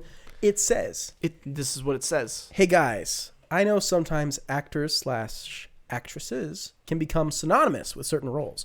Johnny Depp as Captain Jack Sparrow. That's got to be the best part I've ever seen. Robert Downey Jr. with Iron Man, Daniel Radcliffe as Harry Potter, and there's plenty more. I think it sometimes becomes a bad thing, though, because it restricts what roles those certain actors can play. Can you think of any more actors, actresses that have fallen prey to this? And any examples of someone breaking the trend and getting out of it? Thanks." Well, when you talk about breaking the trend, my mind immediately goes to one person, and I hope the trend continues, and that is obviously the guy who played Cedric Diggory in Harry Robert Potter. Pattinson. That's exactly who I thought of. Edward Cullen in Twilight, Robert Pattinson, that was like his thing, but he has, I think at this point, well broken out of that role. Like, if you still think he is Edward Cullen, I would recommend probably go watch Good Time. Good Time. I think Good Time's the best one to go to. Like, if you do, The Lighthouse too, but I feel like Good Time's what I did. Good Time was probably the first thing that I saw him in after Twilight. For sure. And it like really knocked me out of like, oh, this guy is like for real. Mm. You know, he's not Edward Cullen. He's not a Joker. Right, exactly. He's going to be fighting the Joker. He's going to be fighting the Joker as Batman, right? He goes from being a vampire. I already made that joke. Yeah, my mind directly goes to him for breaking out of those roles. He's been tremendous, and he's on an upward trajectory. You know, he should... Yeah. I don't know if the public, still sees him as Edward Cullen. Maybe. I don't know. Because people still... Daniel Radcliffe is still Harry Potter. Like, it's... He He's has fucked. no chance. He's fucked. Daniel Radcliffe has no chance. No chance The at dude all. is stuck forever. Johnny Depp, not really. I don't know if I agree with that. Johnny Depp is Captain Jack Sparrow. I guess to normal people, the Wow. the public at large. Get off the pedestal. Well, that I guess I was saying it as I'm abnormal. You made it seem like I'm better than people. So I think that actually is like you. You're projecting onto me. Oh my gosh. Yeah, I don't know. If someone says like Johnny Depp, I would say Depp. When people say Daniel Radcliffe, I think of Harry Potter. When people say Johnny Depp, I think of Johnny Depp. It's like Tom Cruise. you're kind of right. I think Johnny Depp is such like an adept actor. Yeah, he's a chameleon. That- Edward Scissorhands. That's one of the things that I think. Yeah, about a he lot. can really just kind of do whatever, and you'll just never know. Yeah, so maybe not quite. There's a difference. This isn't what the question is, but there's a different question, which is what actors always get cast as the same character, you know? And that would be someone I'd say like Tom Cruise, at least in the later part of his career, is always like tough action man who does his own stunts. Like in Once Upon a Time in Hollywood. You know, stuff like that. And or like Zach Galifianakis is always his character from The Hangover. He's always like fat and funny. Like, you know, that's his thing. Yeah. There's plenty of actors who are like typecast. I mean, that's why there's a word for it, typecast, you know. Mm. Another one that I can think of maybe is Elijah Wood as Frodo. Yeah, Like, I know him as the guy, right? But the guy. I think if you want to snap out of that and stop seeing him as Frodo, what worked for me was the TV show Wilfred, where he's like this pot-smoking, depressed dude, you know, Nice. who has like everybody else sees a dog because it's a dog, and he sees like a man in a dog suit talking to him. And I think it's a funny show, and it kicked me out of the Frodo. It was like, no, this is Elijah Wood, you know. That worked for me. I can think of two more people that are stuck forever. Okay. And can't. Hit me with them. They're from the same show. Okay. Bryan Cranston and Aaron Paul. They will forever be Walter White and Jesse Pinkman, and that will never stop. You never watched Malcolm in the Middle. That's true. But Aaron Paul, though, so far is stuck. Very stuck. Yeah. He was in BoJack, but voice acting does not count. Like Mark Hamill is another one, Luke Skywalker, but he's also the Yeah. Joker in voice acting. So if you take voice acting away, I would say Mark Hamill and Aaron Paul are both big choices, yeah. I feel like if you said Bryan Cranston to someone, their first thing is not Malcolm in the Middle. Maybe. Up in the air. WandaVision had a whole episode dedicated to Malcolm in the Middle. Very nice. So there Good you for go. WandaVision. I would say the entire cast of The Office and Ooh, bro. John Krasinski's trying. I'm not sure he's there yet. Steve Carell doesn't count, I would say, Yeah, he's immune. because he was already big when they did The Office. So, but everybody else, John Krasinski is desperately trying. If he gets that Fantastic Four job, he'll probably make it, and then he'll be known as Fantastic Four Man, Fantastic Four. Reed man. Richards or whatever. He's trying. A Quiet Place, you know, he's doing it. But everybody else, I didn't even think about that. stuck. Yeah. Mindy Kaling's also trying. But like freaking Rainn Wilson, never. He has such a distinctive face, a distinctive look to him. He will never run away from The Office. I always think of him as the dude from Transformers 2. Do you really? The professor. Do you from really think of Transformers him 2. as the professor from Transformers 2 who's like, hey, stop humping or whatever? When he eats he drops the apple and Yeah. he's like, finish that for me. Right. Good stuff. Yeah, it's good. He was also in like The Meg, I think. The Meg. I think he was in Yeah, that. that's good stuff. The whole cast of Game of Thrones. Almost the whole cast. Almost the whole cast. Lena Headey, definitely not. Sean Bean. Sean Bean's typecast is a guy who dies, though. So. For real, though. That actually reminds me. I wanted to bring up Snowpiercer is like airing right now. Okay. And I have not like started it yet. I'm probably just going to wait till the season's over and Gotcha, then I'm going to gotcha. watch it. To if anyone was like, "Oh man, I really want to know what he thinks about Snowpiercer." And also, just so you guys know, we didn't forget about The Sopranos. We're just going to talk about it every other episode because we'll have seen a whole season by then. Yeah. So you'll be hearing about The Sopranos next episode and for like a while. Yeah. Yeah. It'll take a second. We're saying that. I feel like maybe a lot of TV shows, because they run on for so long. Yeah, a lot of like people really are those famous TV roles. shows. You know, like, besides Jennifer Aniston and Courtney Cox, the rest of Friends are all their characters from Friends, right? Like, that's another Yeah. big one. Other TV shows, I don't know. And then what about superheroes? Are they stuck? Because we have Robert Downey Jr. Is Chris Evans stuck forever as the Human Torch?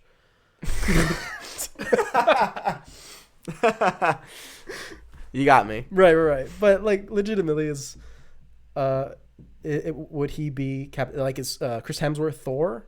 He's pretty deep into Thor, I'd say. Oy. You know.